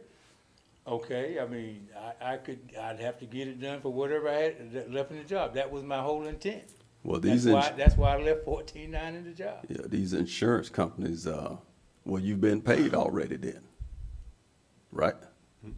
For what I've done, I've You've paid, gotten the 13,000 for the overhead and profit. I got paid for what I need to get paid for, and I left whatever that need to get the job done, I left it in the job, on the job.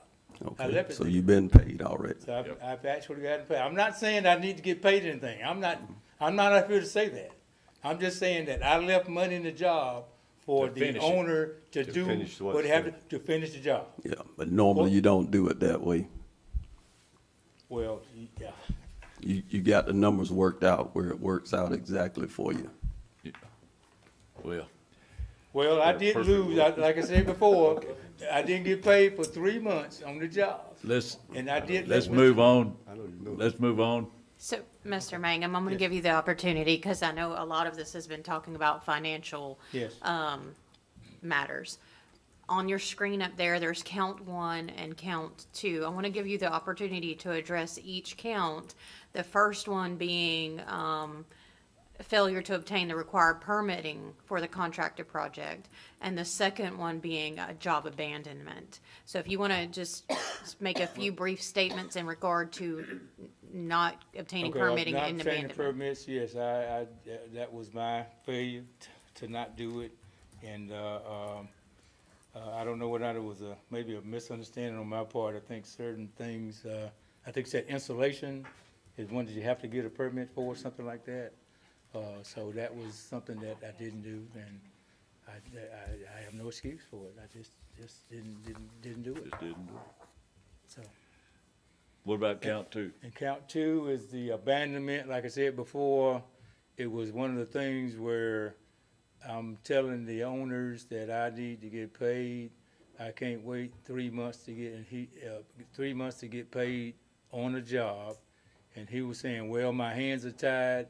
I'm dealing with the state or whatever, the government. And I'm saying, well, I mean, when I'm dealing with subcontractors and even myself trying to get paid, that just doesn't cut it. I mean, I got to get something. I'm sorry. And I just couldn't go on like that for that last third payment or whatever the case may be. I couldn't do it.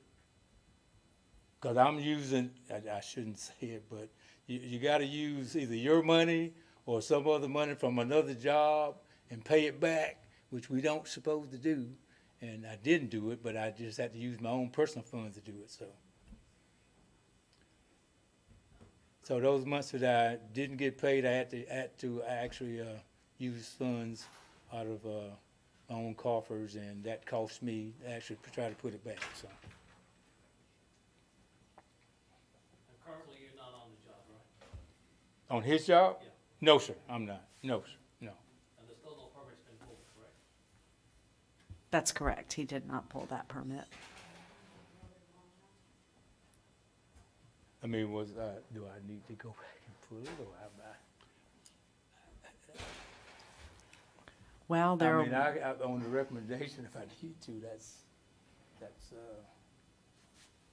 I have no problem. I mean, that's your call if you want me to do whatever I gotta do. I'm at your mercy. I'll do what I need to do to make it happen, so. Well, right now, we need to, Vote on guilty or not guilty. So if you want to, we can go ahead and proceed with our counts. Let's do. Okay. Those So as to count 1, does this board find the respondent in violation of Code Section 1837 D4? Entertain a motion. Yes, make a motion to find in violation of non-filling permits. We have a motion. Do we have a second? I'll second that. Motion made and seconded. Any further discussion? Being none, all those in favor say aye. Aye. Opposed, like sign. Being none, violation of count 1 is approved. We move to count 2. As to count 2, does the board find the respondent in violation of Code Section 1837 D13C3?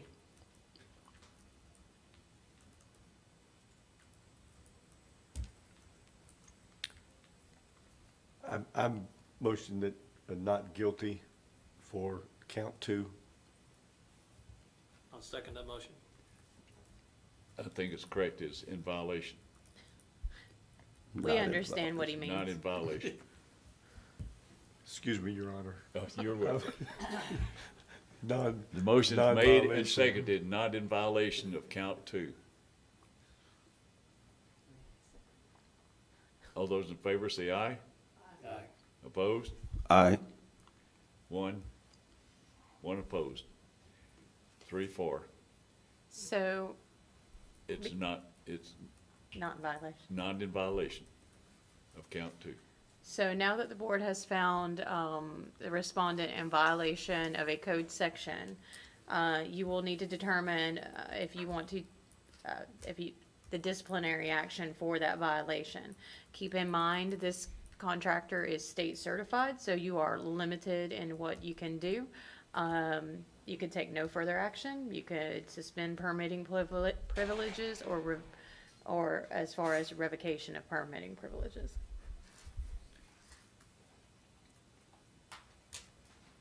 Can we leave it to the discretion of the state? Or would we have to So make a you decision? will have to do a recommendation to the state. Either way, if you take action, you'll still have to do a recommendation to the state.